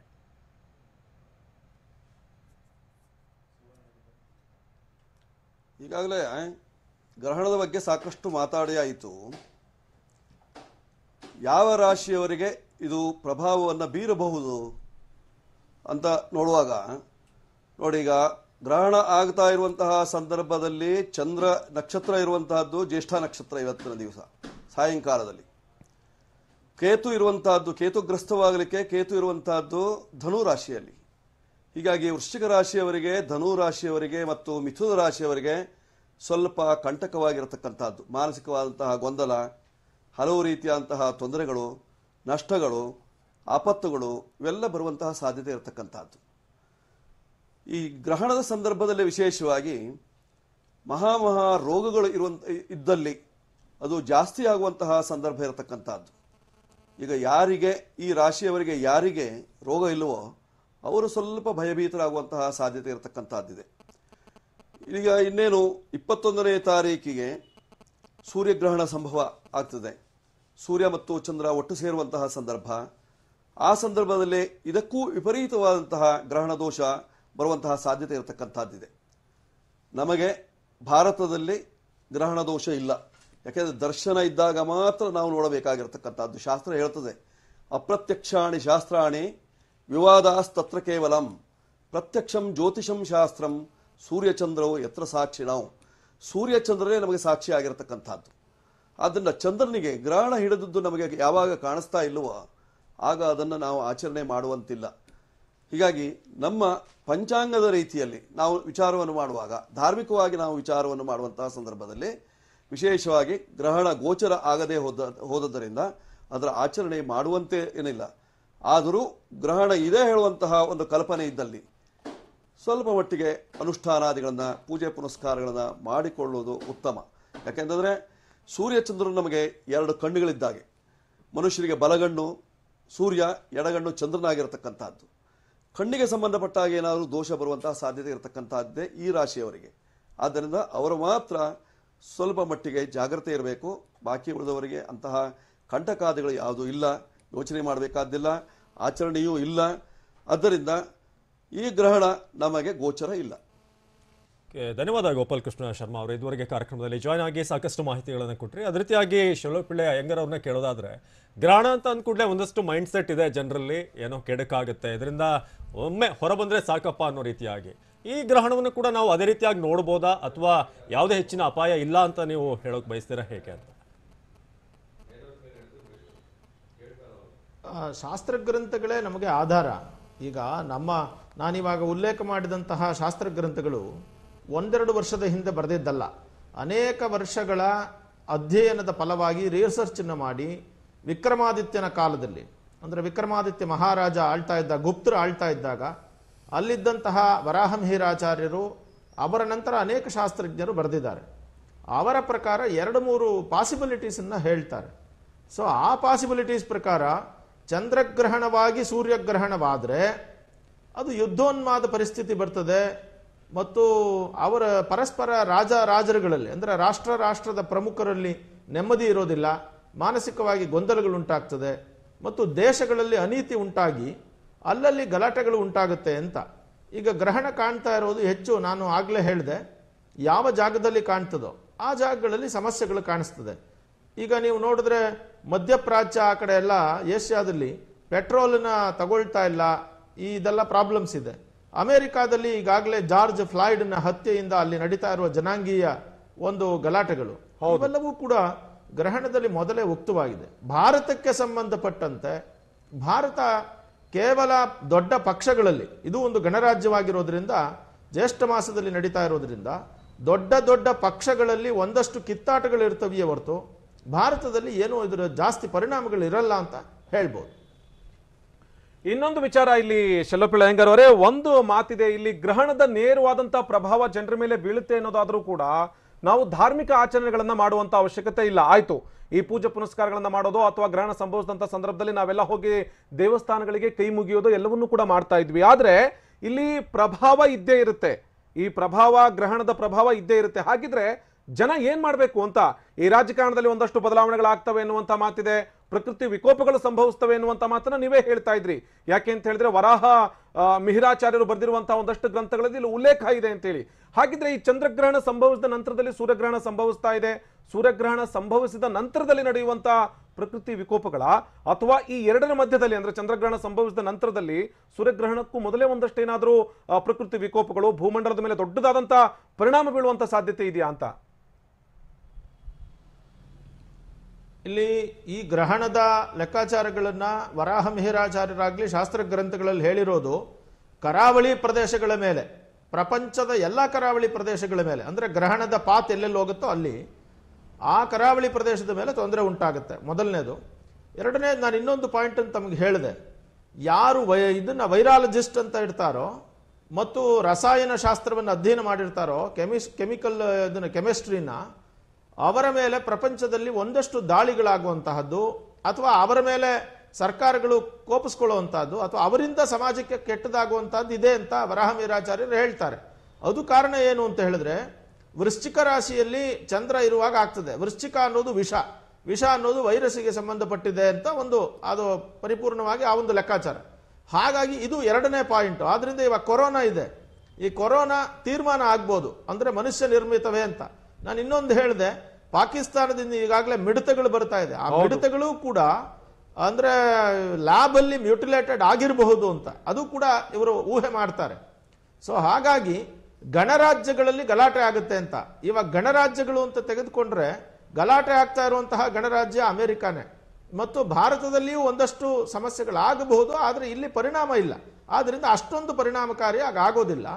ಆದ್ರಿಂದ ಸಾಮಾನ್ಯ ಜನರು ನಿತ್ಯದಂತೆ ದೇವರ ಪ್ರಾರ್ಥನೆ ಮಾಡ್ತಾ ಇದ್ರೆ ಸಾಕೇ ಹೊರತು ವಿಶೇಷವಾದ ಗ್ರಹಣದ ಆಚರಣೆಗಳಾಗ್ಲಿ, ಸೂತಕಗಳಾಗ್ಲಿ, ದೇವಸ್ಥಾನಕ್ಕೆ ಹೋಗಿ ಪೂಜೆ ಪುನಸ್ಕಾರಗಳನ್ನು ಮಾಡಿಸೋದಾಗ್ಲಿ ಇಂತಹ ಯಾವ ವಿಚಾರಗಳು ಬೇಕಾಗಿಲ್ಲ ಅಂತ ಹೇಳಿ ನಮ್ಮ ಶಾಸ್ತ್ರಕಾರರ ಅಭಿಪ್ರಾಯ. ಹಾಗಾಗಿ ಪಂಚಾಂಗದಲ್ಲಿಯೂ ಅದು ಅಲ್ಲದೆ ತಮಗೆ ಹೇಳಿದೆ ನಾನು, ಇದು ಗ್ರಹಣ ಪೂರ್ತಿ ಗ್ರಹಣವಾಗಿಯೇ ಕಾಣೋದಿಲ್ಲ ಎಲ್ಲಾರ್ಗೂ. ಈವನ್ ಆ ಪಾತಲ್ಲಿ ಹೋಗೋದ್ರಲ್ಲೂ ಕೂಡ ಕೇವಲ ಕೆಲವೇ ಜಾಗಗಳಲ್ಲಿ ಗ್ರಹಣದ ಛಾಯೆ ಕಾಣಿಸುತ್ತೆಯೇ ಹೊರತು ಚಂದ್ರ ಕೇವಲ ಕೆಂಪಾಗ್ತಾನೆ, ಸ್ಟ್ರಾಬೆರಿ ಕಲರ್ ಅಲ್ಲಿ ಬರ್ತಾನೆ ಅಷ್ಟೇನೆ, ಅವನು ಗ್ರಹಣವೇ ಆಗೋದಿಲ್ಲ. ಈಗ ಲಾಸ್ಟ್ ಟೈಮ್ ನಮ್ಮಲ್ಲೂ ಕೂಡ ಆಯ್ತು. ಯಾಕಂದ್ರೆ ಚಂದ್ರ ಗ್ರಹಣ ಆದಾಗ ಕಾಣ್ಲಿಲ್ಲ ಏನು, ಅದೇ ನಿಜ, ಚಂದ್ರ ಛಾಯಾ ಕಲ್ಪ ಅಂತ ಕರೀತಾರೆ. ನಿಜ ನಿಜ ನಿಜ. ಶಲುಪಿಳಂಗರವರು ಒಂದು ಮಾತನ್ನು ಹೇಳ್ತಾ ಇದ್ರಿ, ಕರಾವಳಿ ಭಾಗಕ್ಕೆ ಭಾರಿ ಮಟ್ಟದ ಕೆಡಕಾಗಬಹುದು ಅಥವಾ ಪ್ರಕೃತಿ ವಿಕೋಪ ಸಂಭವಿಸುವಂತ ಸಾಧ್ಯತೆ ಇದೆ ಅಂತ ಹೇಳಿ. ಹಾಗಿದ್ರೆ ಕರ್ನಾಟಕದಲ್ಲೂ ಕೂಡ ಕರಾವಳಿ ಇದೆ, ಆ ಭಾಗದಲ್ಲಿ ಏನಾದ್ರೂ ಚಂದ್ರಗ್ರಹಣದ ಪ್ರಭಾವ ಒಂದಷ್ಟರ ಮಟ್ಟಿಗಾಗಿ ಏನಾದ್ರೂ ಅಲ್ಲಿ ಪ್ರಕೃತಿ ವಿಕೋಪಗಳು ಸಂಭವಿಸುತ್ತಾ ಅನ್ನುವಂತ ಮಾತು ಕೂಡ ಇದೆ. ಹಾಗೇನೆ ಸೋಮಸುಂದರ ದೀಕ್ಷಿತರು ಹೇಳ್ತಾ ಇದ್ರು, ಚಂದ್ರ ಮನೋಕಾರಕ. ಇಂಥ ಸಂಕಷ್ಟದ ಸಂದರ್ಭದಲ್ಲಿ ಜನರ ಮನಸ್ಸಿನ ಮೇಲೆ ಚಂದ್ರ ಪರಿಣಾಮವನ್ನು ಬೀರೋದಕ್ಕೆ ಶುರು ಮಾಡಿದ್ರೆ, ಮೊದಲೇ ಸಂಕಷ್ಟದಲ್ಲಿದ್ದೀವಿ, ಮೊದಲೇ ಕಷ್ಟದಲ್ಲಿದ್ದೀವಿ, ಕೊರೋನಾ ಅನ್ನುವಂಥ ಮಹಾಮಾರಿ ಹಿಂಡಿ ಹಿಪ್ಪೆ ಮಾಡ್ತಾ ಇದೆ. ಇಂಥ ಸಂದರ್ಭದಲ್ಲಿ ಮನಸ್ಸಿನ ಮೇಲೂ ಕೂಡ ಪರಿಣಾಮ ಬೀರೋದು ಸಾಧ್ಯ ಆದ್ರೆ ಜನ ಹೇಗೆಲ್ಲ ವರ್ತಿಸ್ತಾರೆ ಅನ್ನುವಂಥ ವಿಚಾರವನ್ನ ಮಾತನಾಡ್ತಾ ಹೋಗ್ತೀನಿ. ಆಗ್ಲೇ ನೋಡ್ತಾ ಇದ್ವಿ ಗ್ರಹಣದ ಫಲಾಫಲ ಯಾವ ರೀತಿಯಾಗಿರುತ್ತೆ, ಪ್ರಭಾವ ಯಾರ ಮೇಲಿರುತ್ತೆ, ಯಾವ್ಯಾವ ರಾಶಿಯವರು ಎಷ್ಟೆಷ್ಟು ಸೇಫ್ ಆಗಿರಬೇಕು, ಪ್ರಕೃತಿ ವಿಕೋಪ ಸಂಭವಿಸುತ್ತೆ ಎನ್ನುವಂಥ ಮಾತು ಕೂಡ ಇದೆ. ಅದರ ಜೊತೆಗೆ ಚಂದ್ರ ಮನೋಕಾರಕ, ಹೀಗಾಗಿ ಮನುಷ್ಯರು ಬೇರೆ ಬೇರೆ ರೀತಿಯಲ್ಲಿ ವರ್ತಿಸುವಂತ ಸಾಧ್ಯತೆಯೂ ಕೂಡ ಇದೆ ಎನ್ನುವಂತಹ ಮಾತುಗಳನ್ನ ಕೇಳ್ತಾ ಹೋಗ್ತಾ ಇದ್ವಿ. ನಮ್ಮ ಜೊತೆಗೆ ವೈಜ್ಞಾನಿಕ ಜ್ಯೋತಿಷಿ ಆಗಿರುವಂತಹ ಡಾಕ್ಟರ್ ಸಚ್ಚಿದಾನಂದ ಬಾಬು ಗುರುಜಿಯವರು ಕೂಡ ಜಾಯ್ನ್ ಆಗಿದ್ದಾರೆ. ಗುರುಗಳೇ, ನೀವು ನಿನ್ನೆ ಕೂಡ ಹೇಳ್ತಾ ಇದ್ರಿ, ಈ ಚಂದ್ರಗ್ರಹಣದ ನಂತರದಲ್ಲಿ ಒಂದಷ್ಟು ಪ್ರಕೃತಿ ವಿಕೋಪಗಳು ಸಂಭವಿಸ್ತವೆ, ರಾಜಕಾರಣದಲ್ಲಿ ಸ್ಥಾನ ಪಲ್ಲಟಗಳಾಗ್ತವೆ, ರಾಜಕಾರಣದಲ್ಲಿ ಒಂದಷ್ಟರ ಮಟ್ಟಿಗೆ ಈ ಗೊಂದಲಗಳು ಕೂಡ ಉಂಟಾಗ್ತವೆ ಎನ್ನುವಂತಹ ಮಾತು. ಅದರ ಜೊತೆಗೆ ಈ 12 ರಾಶಿಗಳ ಮೇಲೂ ಕೂಡ ಚಂದ್ರಗ್ರಹಣದ ನೇರವಾದಂಥ ಪರಿಣಾಮ ಬೀರುತ್ತೆ ಅಂತ ಒಂದೊಂದಾಗಿ ಹೇಳ್ತಾ ಹೋದ್ರೆ, ಮೊದಲಿಗೆ ಈ ಪ್ರಕೃತಿ ವಿಕೋಪಗಳು ಹೇಗೆ ಸಂಭವಿಸ್ತವೆ, ಅದರ ಜೊತೆ ಗ್ರಹಣದ ನೇರವಾದಂಥ ಪರಿಣಾಮ ನಮ್ಮ ಭೂಮಂಡಲದ ಮೇಲೆ ಹೇಗಿರುತ್ತೆ ಗುರುಗಳೇ?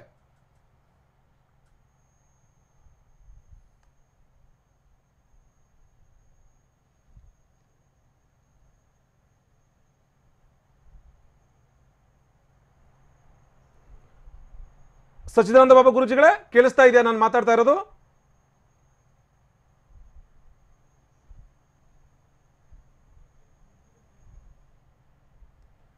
ಮೋಸ್ಟ್ಲಿ ಸಂಪರ್ಕ ಸಾಧ್ಯ ಆಗ್ತಾ ಇಲ್ಲ, ಮತ್ತೆ ಅವರನ್ನ ಸಂಪರ್ಕಿಸ್ತೀವಿ. ಸೋಮಸುಂದರ ದೀಕ್ಷಿತ್ ಗುರುಗಳೇ, ಒಂದು ಮಾತನ್ನು ಹೇಳ್ತಾ ಇದ್ರಿ ನೀವು, ಚಂದ್ರ ಮನೋಕಾರಕ ಅಂತ ಹೇಳಿ. ಏನಾಗಿದೆ ಅಂತ ಹೇಳಿದ್ರೆ, ಮೊದಲೇ ಕೊರೋನಾ ಇದೆ, ಜನ ನಾವು ಕ್ವಾರಂಟೈನ್ಗೆ ಹೋಗೋದಿಲ್ಲ ಅಂತ ಹೇಳಿ ಗಲಾಟೆ ಮಾಡ್ತಿದ್ದಾರೆ, ನಾವೆಲ್ಲೂ ಹೋಗೋದಿಲ್ಲ ಅಂತ ಹೇಳಿ ಗಲಾಟೆ ಮಾಡ್ತಿದ್ದಾರೆ.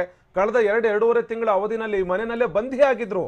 ಇಂಥ ಸಂದರ್ಭದಲ್ಲಿ ಚಂದ್ರಗ್ರಹಣ ಸಂಭವಿಸ್ತಾ ಇದೆ, ಮತ್ತೊಂದಷ್ಟು ವಿಚಿತ್ರವಾಗಿ ವರ್ತಿಸೋದಾ, ಅಥವಾ ಜನ ಏನಾದರೂ ಈ ಚಂದ್ರಗ್ರಹಣದ ನಂತರದಲ್ಲಿ ಅಥವಾ ಈ ಚಂದ್ರಗ್ರಹಣದ ಸಂದರ್ಭದಲ್ಲಿ ಬೇರೆ ರೀತಿಯಾಗಿ ಏನಾದರೂ ವರ್ತಿಸುವಂತ ಸಾಧ್ಯತೆ ಇದೆಯಾ ಗುರುಗಳೇ?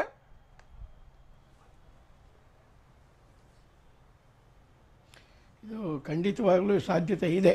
ಯಾಕೆಂದರೆ ನಾನು ಆಗಲೇ ಹೇಳಿದಾಗೆ ಮನೋಕಾರಕ ಅವನು, ಮನಸ್ಸಿನ ಮೇಲೆ ಪ್ರಭಾವವನ್ನು ಬೀರುವಂಥವನು. ಆ ಮನಸ್ಸಿನ ಮೇಲಿನ ಪ್ರಭಾವದಿಂದ ಎಲ್ಲರಿಗೂ ಒಂಥರ ಚಿಂತನೆ ಆಗುತ್ತೆ. ಉದಾಹರಣೆಗೆ ನಮ್ಮ ಮಾನ್ಯ ಮುಖ್ಯಮಂತ್ರಿಗಳವರು, ಅವರು ವೃಶ್ಚಿಕ ರಾಶಿಯವರು, ಅವ್ರಿಗೇನಾಗಿದೆ, ಒಂದು ಕಡೆ ಕರೋನಾ ಗಲಾಟೆ, ಒಂದು ಕಡೆ ಆರ್ಥಿಕ ಸಂಕಟ, ಒಂದು ಕಡೆ ಒಳಜಗಳ, ಮಿತ್ರರೇ ಶತ್ರುಗಳಾಗುವಂಥ ಸಂದರ್ಭ. ಅದೇ ರೀತಿಯಾಗಿ ಈಗ ನಮ್ಮಗಳಲ್ಲೂ ಕೂಡ ಯಾರು ಮಿತ್ರರು ಅಂತ ನಾವು ಬಯಸ್ತೀವಿ ಅವರೇ ಶತ್ರುಗಳಾಗುವಂಥ ಮನಸ್ಸಿನ ಚಂಚಲತೆಯನ್ನು ತಂದುಕೊಡುತ್ತೆ. ಆದ ಕಾರಣ ಎಲ್ಲರೂ ಶಿವಂ ಶಾಂತಂ ಜಗನ್ನಾಥಂ ಲೋಕಾನುಗ್ರಹಕಾರಕಂ ಅಂತೇಳಿ ಆ ಈಶ್ವರ ನಮಗೆ ಲೋಕಕ್ಕೆ ಅನುಗ್ರಹ ಮಾಡುವಂಥವನು.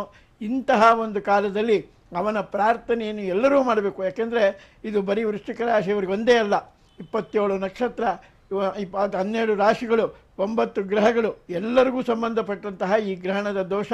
ಎಲ್ಲರೂ ಪರಮಾತ್ಮನನ್ನು ಪ್ರಾರ್ಥನೆ ಮಾಡಲಿ, ಅವನಿಂದ ಲೋಕಕ್ಕೆ ನಮ್ಮ ರಾಜ್ಯಕ್ಕೆ ಕ್ಷೇಮ ಆಗಲಿ ಅಂತೇಳಿ ಮತ್ತೊಮ್ಮೆ ನಾನು ಈಶ್ವರನಲ್ಲಿ ಪ್ರಾರ್ಥನೆ ಮಾಡ್ತೀನಿ.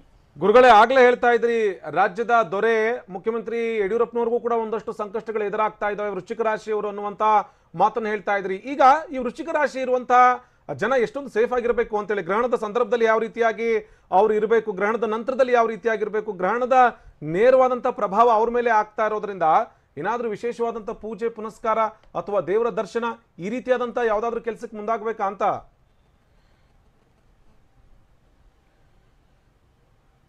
ಈಗ ಯಾಕೆಂದರೆ ದೇವಸ್ಥಾನಗಳೆಲ್ಲ ಬಂದಾಗಿರೋದ್ರಿಂದ ದೇವರ ದರ್ಶನಕ್ಕೆ ಅವಕಾಶ ಇಲ್ಲ. ಈಗ ಮನಸ್ಸೇ ಕಾರಣ, ಮನಸ್ಸೇ ಮುಕುಟ ಅಂತ ನಾವು ಹೇಳ್ತೀವಿ. ಆದ ಕಾರಣದಿಂದ ಈ ವೃಶ್ಚಿಕ ರಾಶಿಯವರು ಅವತ್ತು ರಾತ್ರಿ ಉಪವಾಸ ವ್ರತ ಇದ್ದು ಮಾನ್ಯ ದಿನ ಬೆಳಗ್ಗೆ ಸೂರ್ಯೋದಯಕ್ಕೆ ಮುಂಚೆ ಎದ್ದು ಸ್ನಾನ ಸಂಧ್ಯಾವಂದನಾದಿಗಳ ನಿತ್ಯಕರ್ಮಗಳನ್ನೆಲ್ಲ ಮಾಡಿದ ನಂತರ ಮನೆಯಲ್ಲಿ ದೀಪ ಹಚ್ಚಿ ಆ ದೀಪದಲ್ಲಿ ದೇವರನ್ನು ಕಂಡಾಗ ಖಂಡಿತವಾಗ್ಲೂ ಯಾವುದೇ ರೀತಿಯ ತೊಂದರೆಗಳಾಗಲ್ಲ ಅಂತೇಳಿ ನನ್ನ ಒಂದು ನಿಶ್ಚಯ. ಶಿಲಪಿಳಂಗ್ರೆ, ಒಂದು ಮಾತನ್ನು ಹೇಳ್ತಾ ಇದ್ರಿ, ಒಂದು ಕಡೆಗೆ ಈ ಚಂದ್ರಗ್ರಹಣದ ನಂತರದಲ್ಲಿ ಸೂರ್ಯಗ್ರಹಣ ಸಂಭವಿಸುತ್ತೆ, ಈ ಕಾರಣಕ್ಕಾಗಿ ಯುದ್ಧೋನ್ಮಾದ ಬರುವಂತಹ ಸಾಧ್ಯತೆಯೂ ಕೂಡ ಇದೆ ಅನ್ನುವಂತ ಮಾತು. ಅದರ ಜೊತೆಗೆ ಚಂದ್ರಗ್ರಹಣದ ಪ್ರಭಾವ ಮನೋಕಾರಕ ಚಂದ್ರ, ಮನಸ್ಸಿನ ಮೇಲೆ ಪ್ರಭಾವ ಆಗುತ್ತೆ. ಒಂದು ಕಡೆಗೆ ಯುದ್ಧೋನ್ಮಾದ, ಮತ್ತೊಂದು ಕಡೆಗೆ ಮನಸ್ಸಿನ ಮೇಲೆ ಆಗುವಂತಹ ಪರಿಣಾಮ, ಇನ್ನೊಂದು ಕಡೆಗೆ ಪ್ರಕೃತಿ ವಿಕೋಪ. ಈ ಚಂದ್ರಗ್ರಹಣ ಅಥವಾ ಗ್ರಹಣಗಳು ಸಂಭವಿಸಿದಂತಹ ಸಂದರ್ಭದಲ್ಲಿ ಜನ ಯಾವ ರೀತಿಯಾಗಿ ವರ್ತಿಸಬೇಕು, ಅಥವಾ ಪರ್ಟಿಕ್ಯುಲರ್ ಆಗಿ ಇಂಥದ್ದೇ ರಾಶಿಯವರು ಈ ರೀತಿಯಾಗಿ ಇರಬೇಕು ಅನ್ನುವಂಥ ಮಾತನ್ನ ಜ್ಯೋತಿಷಿಗಳು ಹೇಳ್ತಾ ಇದ್ದಾರೆ. ಹಾಗಿದ್ರೆ ನಮ್ಮ ಗ್ರಂಥಗಳು ಏನು ಹೇಳ್ತವೆ ಅಂತ, ಯಾವ ರೀತಿಯಾಗಿ ಜನ ಸೇಫ್ ಆಗಿರಬೇಕು, ಯಾವ ರೀತಿಯಾಗಿ ವರ್ತಿಸಬೇಕು ಅಂತ ಗ್ರಹಣದ ಸಂದರ್ಭದಲ್ಲಿ? ಈ ಗ್ರಹಣ ಆರಂಭ ಮತ್ತು ಆರಂಭದ ನಂತರ, ಗ್ರಹಣ ಮುಗಿದ ನಂತರ ಸಾಮಾನ್ಯವಾಗಿ 2 ತಿಂಗಳ ಮಟ್ಟಿಗೆ ಜನಗಳಲ್ಲಿ ಮನಸ್ಸಿನಲ್ಲಿ ಒಂಥರ ಉನ್ಮಾದಗಳು ಉಂಟಾಗ್ತದೆ, ಮನಸ್ಸಿನಲ್ಲಿ ಬದಲಾವಣೆಗಳು ಉಂಟಾಗ್ತದೆ ಅನ್ನೋದನ್ನ ಅನೇಕ ಶಾಸ್ತ್ರಕಾರರು ಗುರುತಿಸಿದ್ದಾರೆ. ಇದು 1-2 ವರ್ಷದಲ್ಲಿ ಗಮನಿಸಿದ್ದಲ್ಲ, ಇದು ಸಾವಿರಾರು ವರ್ಷಗಳ ಮನುಷ್ಯರ ಮೇಲಿನ ಅವರ ಒಂದು ವರ್ತನೆಗಳ ಮೇಲೆ ಇವರೆಲ್ಲ ಒಂದು ಅಧ್ಯಯನವನ್ನು ಮಾಡಿ ಇದನ್ನು ಗಮನಿಸಿದ್ದಾರೆ. ಗ್ರಹಣ ಕಾಲದಲ್ಲಿಯೇ ಪ್ರಾಣಿಗಳ ಮತ್ತು ಮನುಷ್ಯರ ಮೇಲೆ ಬದಲಾವಣೆ ಆಗೋದನ್ನ ಗಮನಿಸಿದ್ದಾರೆ. ಚಂದ್ರಗ್ರಹಣಕ್ಕಿಂತಲೂ ಕೂಡ ಸೂರ್ಯಗ್ರಹಣದಲ್ಲಿ ಬದಲಾವಣೆಗಳು ಜಾಸ್ತಿ ಇರೋದನ್ನು ಗಮನಿಸಿದ್ದಾರೆ. ಇವುಗಳ ಆಧಾರದ ಮೇಲೆ, ಹಿಂದೆ ಇದ್ದಂತಹ ಜ್ಞಾನಿಗಳ ಆಧಾರದ ಮೇಲೆ ಅವರ ನಿಮ್ ಜೊತೆಗೆ ಮಾತಾಡ್ತೀನಿ, ಮತ್ತಷ್ಟು ವಿಚಾರವನ್ನ ಚರ್ಚೆ ಮಾಡ್ತೀನಿ. ನಮ್ಮ ಜೊತೆಗೆ ಸಚ್ಚಿದಾನಂದ ಬಾಬಾ ಗುರುಜಿಗಳು ಜಾಯ್ನ್ ಆಗಿದ್ದಾರೆ. ಗುರುಗಳೇ, ಆಗ್ಲೇ ಕೇಳ್ತಾ ಇದ್ದೆ, ಒಂದು ಕಡೆಗೆ ರಾಜ್ಯ ರಾಜಕಾರಣದಲ್ಲಿ ಅಥವಾ ದೇಶದ ರಾಜಕಾರಣದಲ್ಲಿ ಸ್ಥಾನ ಪಲ್ಲಟ, ಮತ್ತೊಂದು ಕಡೆಗೆ ಪ್ರಕೃತಿ ವಿಕೋಪ, ಇದರ ಜೊತೆಗೆ ರಾಶಿಗಳ ಮೇಲೆ ಪ್ರಭಾವ, ಈ ಚಂದ್ರಗ್ರಹಣ ಸೃಷ್ಟಿ ಮಾಡುವಂತ ಅವಾಂತರ ಎಷ್ಟರ ಮಟ್ಟಿಗೆ ಇರುತ್ತೆ ಅಂತ ಹೇಳಿ. ಇದು ನಾನು ಬಹಳ ಕ್ರಿಸ್ಟಲ್ ಕ್ಲಿಯರ್ ಆಗಿ ಹೇಳಿದ್ದೀನಿ ನಾನು. ಹೌದು, ಏನಂದ್ರೆ ಇದು ಗ್ರಹಣ ನಡೆಯುತ್ತೆ. ಇದು ನಾಸಾ ವೆಬ್ಸೈಟ್ ಅಲ್ಲೇ ಇದೆ, ಅದು ಯಾರು ಬೇಕಾದ್ರೂ ನೋಡಬಹುದು. ಗ್ರಹಣ ನಡೆಯೋದಿಲ್ಲ ಅಂತ ಹೇಳೋದು ತಪ್ಪಾಗತ್ತೆ. ಮತ್ತೆ ಭಾರತದಲ್ಲಿ ಕೆಲವು ಕಡೆ ಸ್ವಲ್ಪ ಮೈಲ್ಡ್ ಆಗಿ ಗೋಚರಿಸಿದ್ದು, ನಿನ್ನೆ ಪ್ರೋಗ್ರಾಮ್ ಅಲ್ಲಿ ಬಹಳ ಸ್ಪಷ್ಟವಾಗಿ ಹೇಳಿದ್ದೀನಿ ನಾನು. ಹೌದು ಹೌದು. ಎರಡನೇದಾಗಿ, ನಾನು ಪ್ರಿಡಿಕ್ಷನ್ಸ್ ಸಂಬಂಧಪಟ್ಟಂತೆ ನಾನು ನಿಮ್ಮ ವಾಹಿನಿಯಲ್ಲಿ 12 ವರ್ಷಗಳಿಂದ ಸಾಕಷ್ಟು ಪ್ರಿಡಿಕ್ಷನ್ಸ್ ಕೊಟ್ಟಿದ್ದೀನಿ. ಹೆಚ್ಚು ಕಮ್ಮಿ ನಿಮಗೆಲ್ಲ ಗೊತ್ತಿರೋಂಗೆ ಎಲ್ಲಾನು ಸರಿಯಾಗಿ ಬಂದಿದೆ. ಇದು ಹೊಸದಲ್ಲ ನನಗೆ. ಆಮೇಲೆ ಇನ್ನೊಂದೇನು ಅಂದ್ರೆ, ಗ್ರಹಣ ಕಾಣಿಸ್ಲಿಲ್ಲ ಅಂದ್ಬಿಟ್ಟು ಎಫೆಕ್ಟ್ ಇರೋದಿಲ್ಲ ಅಂತ ಹೇಳೋದು ತಪ್ಪಾಗತ್ತೆ. ಇವಾಗ ಅಮಾವಾಸ್ಯೆ ದಿವಸ ಚಂದ್ರ ಕಾಣಲ್ಲ, ಅದು ಜನರ ಮನಸ್ಸಿನ ಮೇಲೆ ಪರಿಣಾಮ ಬೀರೇ ಬೀರುತ್ತದು ನಿಜ. ಅದಕ್ಕೆ ನಾನು ನಿನ್ನೆ ಪ್ರೋಗ್ರಾಮ್ ಅಲ್ಲಿ ಹೇಳಿದ್ದೇನೆ, ಅದನ್ನ ನಾನು ಕರೆಕ್ಟ್ ಅಂತ ಹೇಳಕ್ ಇಷ್ಟಪಡ್ತೀನಿ ಆನಂದವ್ರೆ. ಅಲ್ಲ, ಇನ್ನೊಂದು ವಿಚಾರ, ಇಲ್ಲಿ ನಿನ್ನೆ ಪ್ರೋಗ್ರಾಮ್ ಅಲ್ಲೂ ಕೂಡ ಸಾಕಷ್ಟು ವಿಚಾರವನ್ನ ಪ್ರಸ್ತಾಪ ಮಾಡಿದ್ರಿ. ಮತ್ತೊಂದ್ಸರ್ತಿ ಕೇಳ್ತಾ ಇದ್ದೀನಿ, ಈ ರಾಜ್ಯ ರಾಜಕಾರಣದಲ್ಲಿ ಯಾವ ರೀತಿಯಾದಂತಹ ಸ್ಥಾನ ಪಲ್ಲಟಗಳು ಅಥವಾ ಗೊಂದಲ ಉಂಟಾಗುವಂತ ಸಾಧ್ಯತೆ ಇದೆ ಅಂತ. ಯಾಕೆ ಅಂತ ಹೇಳಿದ್ರೆ, ಈಗಾಗಲೇ ರಾಜಕಾರಣದಲ್ಲಿ ಒಂದಷ್ಟು ವಿಚಾರಗಳು ನಡೀತಾ ಇದೆ, ಒಳಜಗಳ ಮತ್ತೊಂದು ಮಗದೊಂದು ನಡೀತಾ ಇದೆ. ಅದರ ಜೊತೆಗೆ ಪ್ರಕೃತಿ ವಿಕೋಪಕ್ಕೆ ಸಂಬಂಧಪಟ್ಟ ಹಾಗೆ ನಿಸರ್ಗ ಚಂಡಮಾರುತ ಬಂತು, ಮಿಡತೆಗಳ ದಾಳಿ ಆಯಿತು, ಈ ಕೊರೋನಾ ಕೂಡ ನಮ್ಮನ್ನ ಬೆಂಬಿಡದೆ ಕಾಡ್ತಾ ಇದೆ. ಇಂತಹ ಸಂದರ್ಭಗಳು ಯಾವ ರೀತಿಯಾಗಿ ಪಾರಾಗಬೇಕು ಅಂತ ಈ ಮನುಜ ಕುಲ? ದೈವೇಚ್ಛೆ, ಇದು ದೈವಾನುಗ್ರಹ ಏನು ಅಂತ ನಮಗೆ ಗೊತ್ತಿಲ್ಲ. ಆದ್ರೆ ಈ ತರ ಗ್ರಹಣ ಆದಾಗ ಈ ರೀತಿಲಿ ಆಗತ್ತೆ ಅಂತ ಮೋಸ್ಟ್ಲಿ ತಾಂತ್ರಿಕ ಕಾರಣದಿಂದ ಸಂಪರ್ಕ ಸಾಧ್ಯ ಆಗ್ತಾ ಇಲ್ಲ. ಒಂದು ವಿಚಾರ ಹೇಳ್ತಾ ಇದ್ರು, ಇಲ್ಲಿ ರಾಜಕಾರಣದಲ್ಲಂತೂ ಸ್ಥಾನಪಲಟಗಳು ಅಥವಾ ಒಂದಷ್ಟರ ಮಟ್ಟಿಗೆ ಗೊಂದಲಗಳು ಎಲ್ಲವೂ ಕೂಡ ಆಗುವಂತ ಸಾಧ್ಯತೆ ಇದೆ. ಸದ್ಯಕ್ಕೆ ನಡೀತಾ ಇರುವಂತಹ ಪ್ರಕೃತಿ ವಿಕೋಪ ಇದೆಯಲ್ಲ, ಇದಕ್ಕೂ ಕೂಡ ಎಲ್ಲೋ ಒಂದು ಕಡೆಗೆ ಈ ಗ್ರಹಣವೇ ಕಾರಣ ಆಗುತ್ತೆ ಅಥವಾ ಗ್ರಹಣದ ಸಂದರ್ಭದಲ್ಲಿ ಇಂಥ ಒಂದಷ್ಟು ವಿಚಾರಗಳು ನಡೀತವೆ ಎನ್ನುವಂತ ಮಾತುಗಳನ್ನ ಹೇಳ್ತಾ ಹೋಗ್ತಾ ಇದ್ರು. ಜೊತೆಗೆ ಜ್ಯೋತಿಷಿಗಳು ಏನು ಹೇಳ್ತಾರೆ ಗ್ರಹಣಕ್ಕೆ ಸಂಬಂಧಪಟ್ಟ ಹಾಗೆ, ಅದರ ಜೊತೆಗೆ ರಾಜಕಾರಣದಲ್ಲಿ ಯಾವ ರೀತಿಯಾದಂತಹ ಬದಲಾವಣೆ ಆಗುವಂತ ಸಾಧ್ಯತೆ ಇದೆ ಅನ್ನುವಂಥ ವಿಚಾರವನ್ನ ಚರ್ಚೆ ಮಾಡ್ತಾ ಹೋಗೋಣ. ನಮ್ಮ ಜೊತೆಗೆ ಸಚ್ಚಿದಾನಂದ ಬಾಬು ಗುರುಜಿಗಳಿದ್ರು. ಗುರುಗಳೇ, ಆಗ್ಲೇ ಹೇಳ್ತಾ ಇದ್ರಿ, ಸಾಕಷ್ಟು ವಿಚಾರವನ್ನ ಚರ್ಚೆ ಮಾಡ್ತಾ ಇದ್ರಿ, ರಾಜಕಾರಣದಲ್ಲೂ ಕೂಡ ಒಂದಷ್ಟು ಬದಲಾವಣೆಗಳಾಗುವಂತ ಸಾಧ್ಯತೆ ಇದೆ ಅಂತೇಳಿ. ಏನು ಬದಲಾವಣೆಗಳಾಗಬಹುದು, ಯಾವ ರೀತಿಯಾದಂತ ಸಮಸ್ಯೆಗಳು ಉಂಟಾಗಬಹುದು ಅಂತ?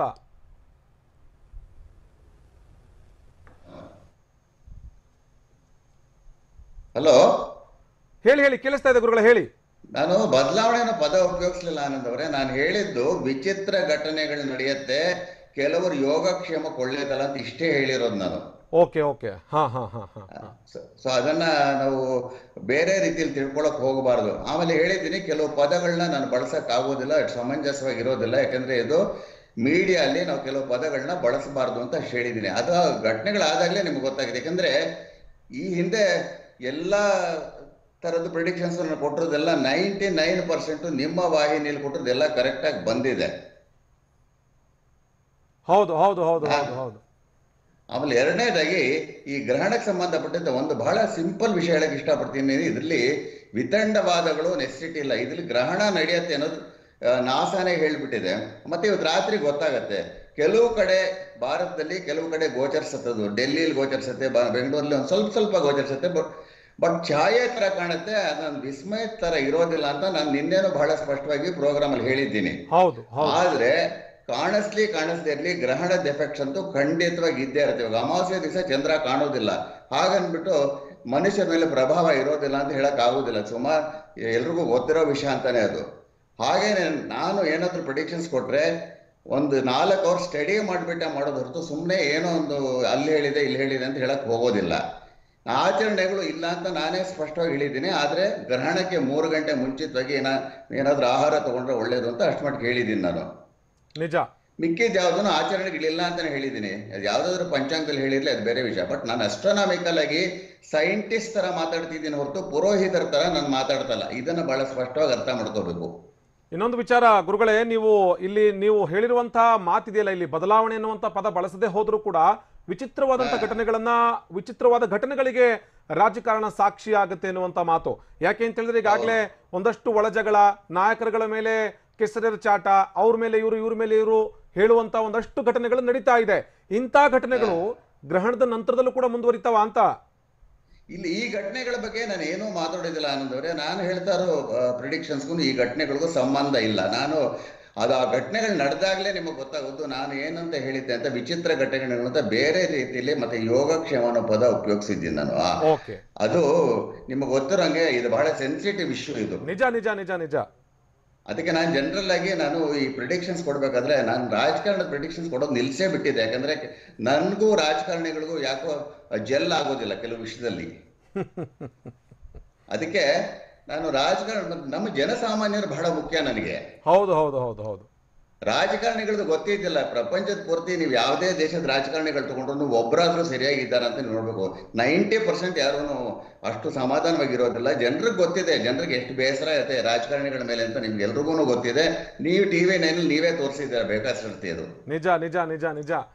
ಗುರುಗಳೇ, ಪ್ರಕೃತಿ ವಿಕೋಪ ಇದೆಯಲ್ಲ, ಪ್ರಕೃತಿ ವಿಕೋಪ ಸಂಬಂಧಪಟ್ಟ ಹಾಗೆ ಈ ಭೂಮಂಡಲದಲ್ಲಿ ಆಗುವಂತಹ ಬದಲಾವಣೆಗಳಿದೆಯಲ್ಲ, ಆ ವಿಚಾರಕ್ಕೆ. ಹೌದು, ಹಾ, ಅದಕ್ಕೆ ಸಂಬಂಧಪಟ್ಟಿದ್ದು ನೀನೇ ಬಹಳ ಸ್ಪಷ್ಟವಾಗಿ ಖಚಿತವಾಗಿ ಹೇಳಿದ್ದೀನಿ. ಯಾಕಂದ್ರೆ ಸ್ವಲ್ಪ ಯಾವಾಗಲೂ ಚಂದ್ರಗ್ರಹಣಗಳು ಬಂದ್ಬಿಟ್ಟು ಸಮುದ್ರ ಮತ್ತೆ ಪ್ರಕೃತಿ ವಿಕೋಪಗಳ ಬಗ್ಗೆ ಮಾತಾಡುತ್ತೆ. ಸೂರ್ಯಗ್ರಹಣದ ಬಂದು ಸಾಂಕ್ರಾಮಿಕ ರೋಗದ ಬಗ್ಗೆ ಮಾತಾಡುತ್ತೆ. ಹೋದ ವರ್ಷ ಡಿಸೆಂಬರ್ ತಿಂಗಳಲ್ಲಿ ಸೂರ್ಯಗ್ರಹಣ, ಬಹಳ ದೊಡ್ಡ ಸೂರ್ಯಗ್ರಹಣ ಆದಾಗ ನಾನು ಒಬ್ಬನೇ ಬಹಳ ಸ್ಪಷ್ಟವಾಗಿ ಎಕ್ಸಾಕ್ಟ್ ವರ್ಡ್ ಯೂಸ್ ಮಾಡಿದ್ದೀನಿ, ಹೊಸ ವೈರಸ್ ಬರುತ್ತೆ, ಹೊಸ ಹೆಸರಿರುತ್ತೆ ಅಂತ. ಸೊ ಅದೇ ರೀತಿಯಲ್ಲಿ ಈ ಕೊರೋನಾ ವೈರಸ್ಗೂ ಚಂದ್ರಗ್ರಹಣಕ್ಕೂ ನನ್ನ ಪ್ರಕಾರ ಸಂಬಂಧ ಇಲ್ಲ. ಇದು ಪ್ರಕೃತಿ ಮೇಲೆ ಪ್ರಭಾವ ಬೀರುತ್ತೆ, ಮತ್ತೆ ಜನರ ಮೇಲೆ ಪ್ರಭಾವ ಬೀರುತ್ತೆ. ಅದ್ ನಿನ್ನೆ ರಾಶಿಗಳ ಬಗ್ಗೆ ಜನರಲ್ ಆಗಿ ಏನ್ ಹೇಳ್ಬೇಕು ಅದನ್ನ ನಾನು ಹೇಳಿದ್ದೀನಿ ನಾನು. ನಿಜ ನಿಜ ನಿಜ ನಿಜ. ಗುರುಗಳೇ, ಒಂದ್ ವಿಚಾರ ಇದೆ, ಇಲ್ಲಿ ವೃಶ್ಚಿಕ ರಾಶಿಯವರಿಗೆ ಒಂದಷ್ಟರ ಮಟ್ಟಿಗೆ ಎಲ್ಲೋ ಒಂದು ಕಡೆಗೆ ತೀರಾ ಪರಿಣಾಮ ಆಗುವಂತ ಸಾಧ್ಯತೆ ಇದೆ ಅನ್ನುವಂತ ಮಾತುಗಳು ಕೂಡ ಕೇಳಿ ಬರ್ತಾ ಇವೆ, ಪರ್ಟಿಕ್ಯುಲರ್ ಆಗಿ ವೃಶ್ಚಿಕ ರಾಶಿ ಅಂತವರಿಗೆ. ಯಾಕೆ ಅಂತ ಹೇಳಿದ್ರೆ ದೇಶ ಆಳ್ತಿರೋರು, ರಾಜ್ಯ ಆಳ್ತಿರೋರು ಬಹುತೇಕ ಎಲ್ಲರೂ ಕೂಡ ಈ ವೃಶ್ಚಿಕ ರಾಶಿಯವರೇನೆ. ಇಲ್ಲ, ಖಂಡಿತವಾಗಿ ನಾನು ರಾಜಕಾರಣಿಗಳ ಮನಸ್ಸಲ್ಲಿ ಇಟ್ಕೊಂಡು ಅದನ್ನ ಹೇಳಿಲ್ಲ ನಾನು, ಆನಂದ್ ಅವರೇ. ಹೌದು ಹೌದು ನಾನು ಜನರಲ್ ಆಗಿ ರಾಶಿಗಳ ಮೇಲೆ ಹೇಳಿದಾಗ ಏನಾಗುತ್ತೆ ಅಂದ್ರೆ, ಮತ್ತೆ ಇನ್ನೊಂದು ಪದ ಹೇಳಿದ್ದೀನಿ, ಅವ್ರವ್ರ ಜಾತಕದಲ್ಲಿ ನಡೆಯುವಂತ ದಶಾಭುಕ್ತಿಗಳು, ಅವ್ರವ್ರ ಜಾತಕದ್ದು ಗ್ರಹ ಸ್ಥಿತಿಗಳನ್ನು ಬಹಳ ಮುಖ್ಯ. ಇದು ಮೇಲೆ ಸೂಪರ್ಫಿಷಿಯಲ್ ಆಗಿ ತಗೋಬೇಕು ಹೊರತು ಡೈರೆಕ್ಟ್ ಆಗಿ 100% ಹಿಂಗೆ ಆಗ್ಬಿಡುತ್ತೆ ಅಂತ ತಗೊಳ್ಳೋದು ತಪ್ಪಾಗುತ್ತೆ. ಇದು ನಮಗೊಂದು ಗೈಡೆನ್ಸ್ ಗಾಗಿ ನಾನು ಹೇಳ್ತಾ ಇದ್ದೀನಿ, ಖಂಡಿತ ಮಾರ್ಗದರ್ಶನ ಇದು. ಅದು ಅವ್ರವ್ರ ಜಾತಕದ ಪ್ರಕಾರ ಏನಿರುತ್ತೋ ಅದಾಗ್ತದೆ ಅದು. ಅದಕ್ಕೆ ದಯವಿಟ್ಟು ಒಂದು ಮಾತು ನಾನು ರಿಕ್ವೆಸ್ಟ್ ನಿಮ್ಮಲ್ಲಿ, ನಾನು ರಾಜಕಾರಣಿಗಳ ಬಗ್ಗೆ ಯಾವತ್ತೂ ಮಾತಾಡಿಲ್ಲ. ಇದು ಇತ್ತೀಚೆಗೆ ಬಹಳ ಹಿಂದೆ ಹೇಳಿದ್ದೆ ನಾನು, ಬೇನಜೀರ್ ಭುಟ್ಟೋದು, ರಾಜಶೇಖರ್ ರೆಡ್ಡಿದು ಎಲ್ಲ ಸ್ಪೆಸಿಫಿಕ್ ಆಗಿ ಪ್ರಿಡಿಕ್ಷನ್ಸ್ ಕೊಟ್ಟಿದ್ದೀನಿ ಸುಮಾರು ಜೊತೆ. ಮತ್ತೆ ಬಿಜೆಪಿಯಲ್ಲಿ 3 ಪ್ರಮುಖವಾಗಿರುವಂತವ್ರು ಹೋಗ್ತಾರೆ ಅಂತ ಹೇಳಿದ್ದೀನಿ, ಸೂತ್ಕ ಚಾಯ ಬರುತ್ತೆ ಅಂತ ಹೇಳಿದ್ದೀನಿ, ಎಲ್ಲ ನಿಮ್ಮ ಚಾನೆಲ್ ಮಾಡಿದ್ದೀನಿ ನಾನು. ಹೌದು ಹೌದು ಹೌದು ಹೌದು ಹೌದು ಹೌದು ಹೌದು. ಅದಕ್ಕೆ ನಾನು ಒಂದೇ ರಿಕ್ವೆಸ್ಟ್ ಅಂದ್ರೆ, ಈ ರಾಜಕಾರಣಕ್ಕೆ ಸಂಬಂಧಪಟ್ಟಿದ್ದು ವಿಷಯ ಮಾತಾಡಕ್ಕೆ ನನಗೆ ನಿಜವಾಗ್ಲೂ ಅಷ್ಟು ಕುತೂಹಲ ಇಲ್ಲ. ನಿಜ, ಈ ರಾಜಕಾರಣದ ವಿಚಾರವಾಗಿ ಮಾತನಾಡೋದಕ್ಕಿಂತ ಜನಸಾಮಾನ್ಯರ ಜೀವನದಲ್ಲಿ ಏನ್ ಪರಿಣಾಮಗಳಾಗುತ್ತೆ, ಈ ಜನಸಾಮಾನ್ಯ ರಾಶಿಗಳ ಮೇಲೆ ಏನ್ ಪರಿಣಾಮ ಆಗುತ್ತೆ, ಜೊತೆಗೆ ಈ ಪ್ರಕೃತಿ ವಿಕೋಪಗಳು ಸಂಭವಿಸಿದ್ರೆ ತುತ್ತಾಗೋದು ಜನಸಾಮಾನ್ಯರು. ನಾನು ನಿನ್ನೆ ಈ ಪ್ರೋಗ್ರಾಮ್ ಮಾಡಿದ್ದು ಜನಸಾಮಾನ್ಯರನ್ನ ಮನಸ್ಸಲ್ಲಿ ಇಟ್ಕೊಂಡು ಮಾತ್ರ, ಆನಂದ್ ಅವರೇ. ಮತ್ತೆ ಈ ಪ್ರಕೃತಿ ವಿಕೋಪಕ್ಕೆ ಸಂಬಂಧಪಟ್ಟಂತೆ ನಾನು ಕೆಲವು ಸೂಚನೆಗಳು ಕೊಟ್ಟಿದ್ದೀನಿ. ನನ್ನ ಪ್ರಕಾರ ನಾನು ಇದುವರೆಗೂ ಕೊಟ್ಟದ್ದು ಎಲ್ಲ ಸರಿಯಾಗಿ ಬಂದಿದೆ, ಇದೂ ಸರಿಯಾಗಿ ಬರುತ್ತೆ ಅಂತ ಅನ್ಕೊಂಡಿದ್ದೀನಿ. ಬಟ್ ಏನು ಅಂದ್ರೆ, ಈ ತರ ಆಗೋದು ಒಳ್ಳೇದಲ್ಲ ಅಂತ ನನ್ನ ಅಭಿಪ್ರಾಯ. ಅಂದ್ರೆ ನನ್ನ ಪ್ರಿಡಿಕ್ಷನ್ ತಪ್ಪಾಗ್ಲಿ ಅಂತಾನೆ ಹೇಳ್ತೀನಿ ನಾನು, ಈ ಪ್ರಕೃತಿ ವಿಕೋಪಕ್ಕೆ ಸಂಬಂಧಪಟ್ಟಿದ್ದು. ಯಾಕಂದ್ರೆ ಅದು ಜನರಿಗೆ ಪಾಪ ತೊಂದರೆಗಳು ಉಂಟಾಗತ್ತೆ. ನಿಜ ನಿಜ ನಿಜ ನಿಜ. ಈ ಇನ್ನೊಂದು ವಿಚಾರ ಇದೆ ಗುರುಗಳೇ. ಒಂದು, ಈ ಕೊರೋನಾ ಎಷ್ಟರ ಮಟ್ಟಿಗೆ ಸಂಕಷ್ಟ ತಂದಿಟ್ಟಿದೆ ಅಂತ ಹೇಳಿದ್ರೆ ನಿಮಗೂ ಗೊತ್ತಿದೆ, ನಮಗೂ ಗೊತ್ತಿದೆ. ಜನ ಕಷ್ಟಪಡ್ತಾ ಇದ್ದಾರೆ, ಸರ್ಕಾರಗಳು ಕಷ್ಟಪಡ್ತಾ ಇದಾವೆ, ಹೇಗಪ್ಪ ಇದನ್ನ ಕಂಟ್ರೋಲ್ ಮಾಡೋದು ಅಂತ ಹೇಳಿ.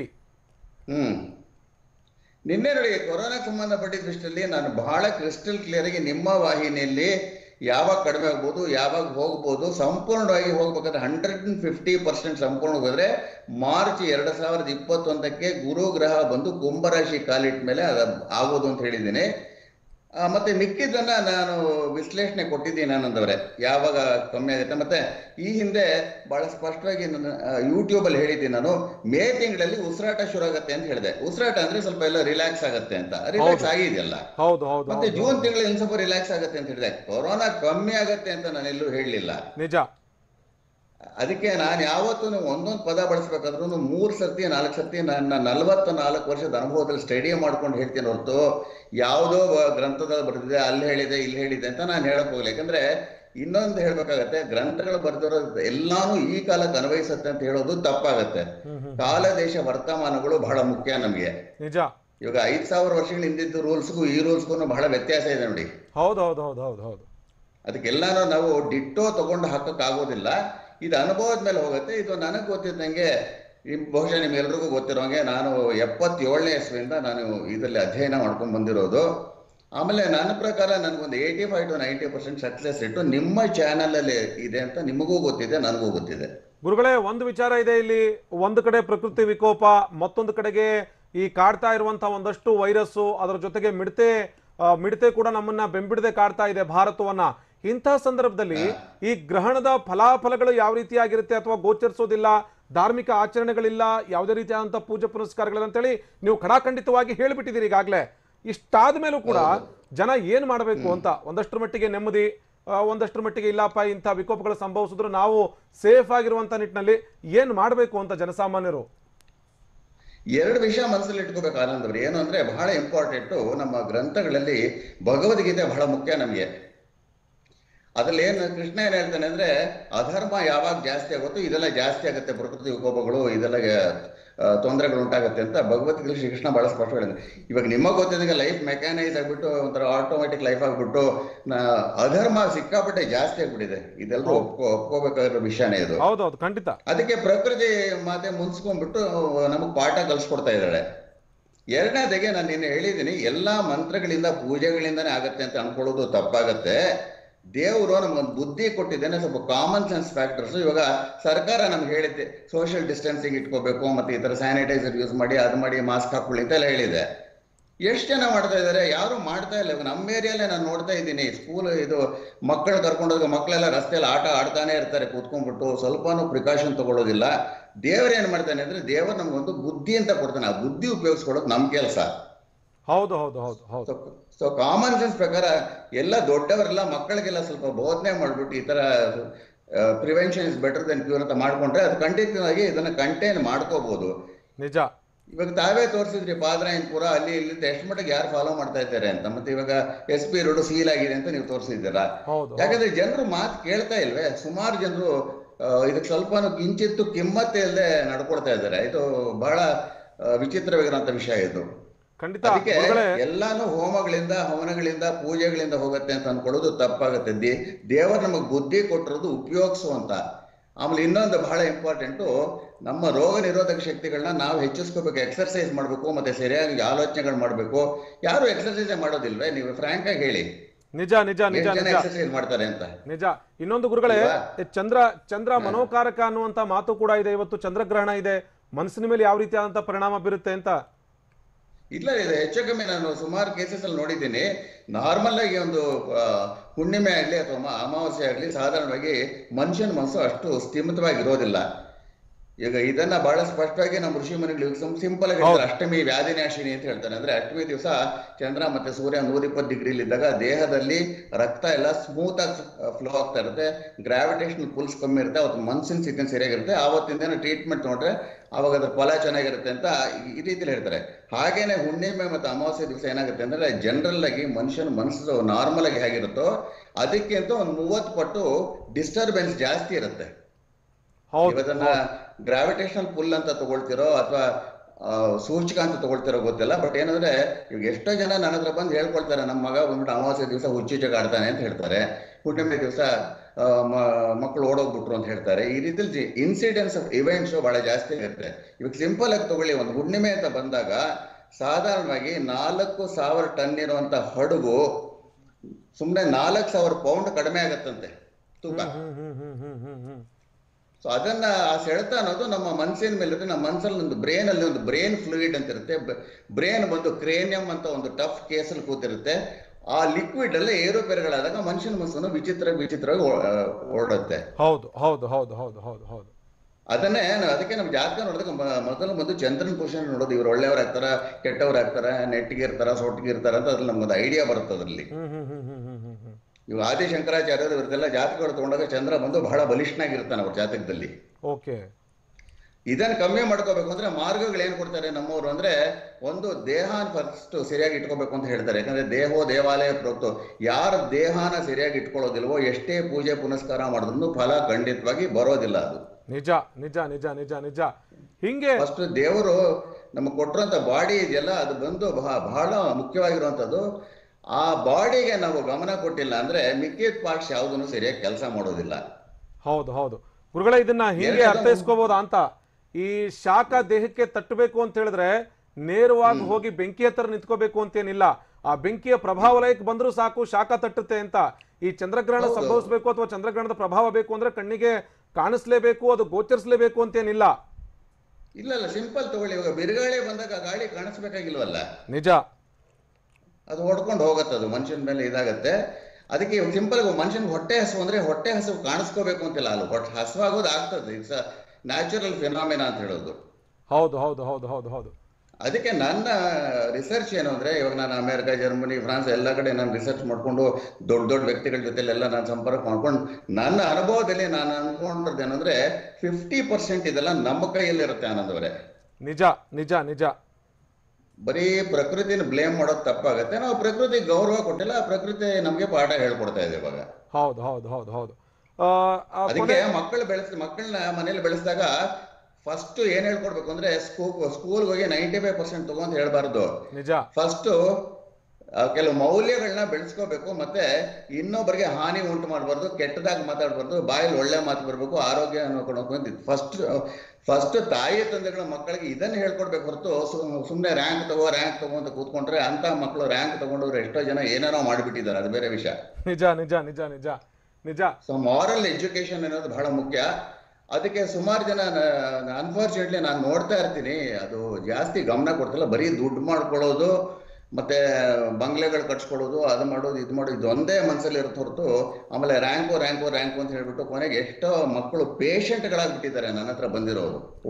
ಓದಿ ಊಟ ಸರಿಯಾಗಿ ಮಾಡಿದೆ. ಮತ್ತೆ ಹಿಂದಿನ ಕಾಲದಲ್ಲಿ ನಾವೆಲ್ಲ ಆಟ ಆಡ್ತಾ ಇದ್ವಿ, ಈಗೆಲ್ಲ ಆಟ ಆಡ್ತಾರೆ. ಅದರಿಂದ ಮೊಬೈಲಾಗಿ ಸಿಕ್ಕಾಕೊಂಡ್ಬಿಟ್ಟು ನನಗಿವತ್ತು ಮೊಬೈಲಲ್ಲಿ ನನ್ನ ಮೇಲ್ ನೋಡ್ಕೊಳಕ್ ಬರ್ತ ಹೊರತು ಅಥವಾ ಫೋನ್ ಮಾಡಕ್ ಬರುತ್ತೆ ಹೊರತು ಬೇರೆ ಏನೂ ಬರೋದಿಲ್ಲ. ಬಟ್ ಇವತ್ತಿನ ಮಕ್ಕಳಿಗೆ 4 ವರ್ಷ 5 ವರ್ಷದ ಹುಡುಗರಿಗೆ ಅಥವಾ ಹೆಣ್ಮಕ್ಕಳಿಗೆ ಮೊಬೈಲ್ ಕೊಟ್ಬಿಟ್ರೆ ಅದ್ರಲ್ಲಿ ಏನೇನೋ ಜಾಲಾಡಿಸ್ಬಿಡ್ತಾರೆ ಅವರು. ಖಂಡಿತ ಗುರುಗಳೇ, ಈ ಚಂದ್ರಗ್ರಹಣಕ್ಕೆ ಸಂಬಂಧಪಟ್ಟ ಹಾಗೆ, ಚಂದ್ರಗ್ರಹಣದ ಪ್ರಭಾವಕ್ಕೆ ಸಂಬಂಧಪಟ್ಟ ಹಾಗೆ, ಈ ಚಂದ್ರಗ್ರಹಣದ ನೇರವಾದಂಥ ಪರಿಣಾಮ ಯಾರ್ಯಾರ ಮೇಲೆ ಬೀಳುತ್ತೆ, ಜೊತೆಗೆ ಇಡೀ ಜನ ಅಥವಾ ಇಡೀ ಮನುಕುಲ ಅಥವಾ ನಾವೆಲ್ಲರೂ ಸೇರಿ ಏನು ಮಾಡಬೇಕು ಅಂತ ಈ ಚಂದ್ರಗ್ರಹಣ ಸಂದರ್ಭದಲ್ಲಿ? ನಾನು ನಿನ್ನೆ ಪ್ರೋಗ್ರಾಮ್ ಅಲ್ಲಿ ಸ್ಪಷ್ಟವಾಗಿ ಹೇಳಿದ ಅಂದವ್ರೆ ಯಾವ್ಯಾವ ರಾಶಿ ಮೇಲೆ ಏನೇನು ಪರಿಣಾಮ ಬೀರ್ಬೋದು ಅಂತ ಹೇಳಿದ್ದೀನಿ. ಮತ್ತೆ ಎಲ್ರಿಗೂ ಕಾಮನ್ ಆಗಿ ಒಂದು ಪರಿಹಾರ ಹೇಳಿದ್ದೀನಿ. ನಾನು ಒಂದೊಂದು ರಾಶಿಗೆ ಒಂದೊಂದು ಪರಿಹಾರ ಅಂತ ಹೇಳಲಿಲ್ಲ. ನಾವು ಜನರಲ್ ಆಗಿ ಮಂತ್ರಗಳಿಗೆ ಬಹಳ ಆದ್ಯತೆ ಕೊಡ್ತೀವಿ. ಸಿಂಪಲ್ ಆಗಿ sound as an effect on human psyche ಅಂತ ಪ್ರೂವ್ ಆಗಿರುವಂತದ್ದು. ತಾವು ಸಿಂಪಲ್ ಆಗಿ ತಿಳ್ಕೊಳ್ಳಿ. ಯಾವ್ದೋ ಪಾಶ್ಚಾತ್ಯ ಸಂಗೀತ ಕೇಳಿದ್ರೆ ಹುಚ್ಚುಚ್ಚ ಕುಣಿಬೇಕು ಅನ್ಸುತ್ತೆ. ಇನ್ಯಾವುದೋ ಒಂದು ಸಂಗೀತ ಕೇಳಿದ್ರೆ ಅದು ಮನಸ್ಸಿನ ಮೇಲೆ ಬೇರೆ ತರ ಪರಿಣಾಮ ಬೀರುತ್ತೆ. ಗೋಳಾಗಿರೋ ಸಂಗೀತ ಕೇಳಿದ್ರೆ ನಾವು ಗೋಳಾಡ್ಬೇಕು ಅಂತ ಅನ್ಸುತ್ತೆ. ಅದಕ್ಕೆ ನಮ್ಮ ಋಷಿಮುನಿಗಳು ಏನ್ ಮಾಡಿದ್ರು, ಕೆಲವು ಶಬ್ದಗಳನ್ನ ಕೊಟ್ಟರು, ಮಂತ್ರಗಳು ಅಂತ, ಮನಾನಾತ್ರ ಇತಿ ಮಂತ್ರ ಅಂತ. ಅದಕ್ಕೆ ಮಂತ್ರಗಳು ಹೇಳಕ್ ಇಂಟ್ರೆಸ್ಟ್ ಇರೋರು ಮಂತ್ರಗಳು ಹೇಳ್ಕೋಬೇಕು. ಮಂತ್ರಗಳು ಹೇಳಕ್ ಇಂಟ್ರೆಸ್ಟ್ ಇಲ್ಲದೆ ಇರೋರು ಇದನ್ನ ಕಮ್ಮಿ ಮಾಡ್ಕೋಬೇಕು. ಅಂದ್ರೆ ಒಂದು ಸ್ವಲ್ಪ ಆಹಾರದ ಇತಿಮಿತಿಯನ್ನ, ಮತ್ತೆ ಎರಡನೇದಾಗಿ ಡೀಪ್ ಬ್ರೀದಿಂಗ್ ಮಾಡ್ಕೋಬೇಕು.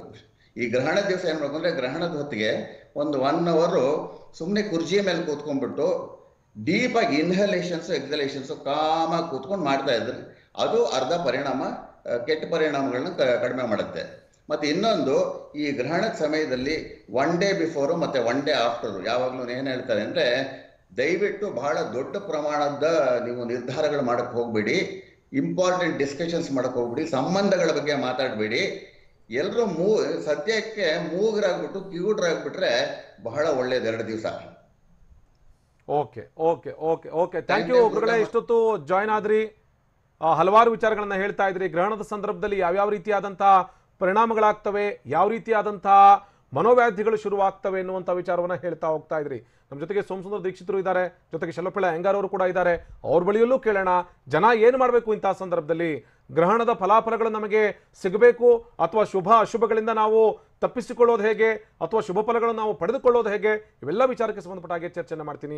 ಈ ಗ್ರಹಣ ಗ್ರಾಚಾರದ ಬಗ್ಗೆ ಮಾತನಾಡ್ತಾ ಇದ್ವಿ. ನಮ್ಮ ಜೊತೆ ಅತಿಥಿಗಳು ಕೂಡ ಮಾತನಾಡ್ತಾ ಇದ್ರು ಸೋಮಸುಂದರ ದೀಕ್ಷಿತರ ಬಗ್ಗೆ. ಅವ್ರ ಜೊತೆ ಕೇಳೋದಾದ್ರೆ ಈ ಗ್ರಹಣದ ಬಗ್ಗೆ, ದೀಕ್ಷಿತರ ಈಗ ನಾವು ನೋಡೋದಾದ್ರೆ ಈ ಮಾರ್ಚ್, ಏಪ್ರಿಲ್ ಮತ್ತು ಮೇ ತಿಂಗಳಿದೆಯಲ್ಲ, ಸಾಕಷ್ಟು ಶುಭ ಕಾರ್ಯಗಳು ಆಗುವಂತ ಒಂದು ಸೀಸನ್ ಇದು.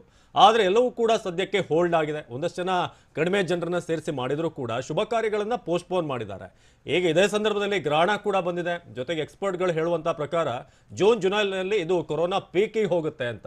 ಸೊ ಶುಭ ಕಾರ್ಯಗಳ ಬಗ್ಗೆ ಮಾತನಾಡೋದಾದ್ರೆ, ಶುಭ ಕಾರ್ಯಗಳಿಗೂ ಮತ್ತು ಈ ಗ್ರಹಣಕ್ಕೂ ಎಷ್ಟು ಮಟ್ಟಿಗೆ ಸಂಬಂಧ ಇದೆ, ಎಷ್ಟು ತಾಳೆ ಆಗುತ್ತೆ ಅಂತ?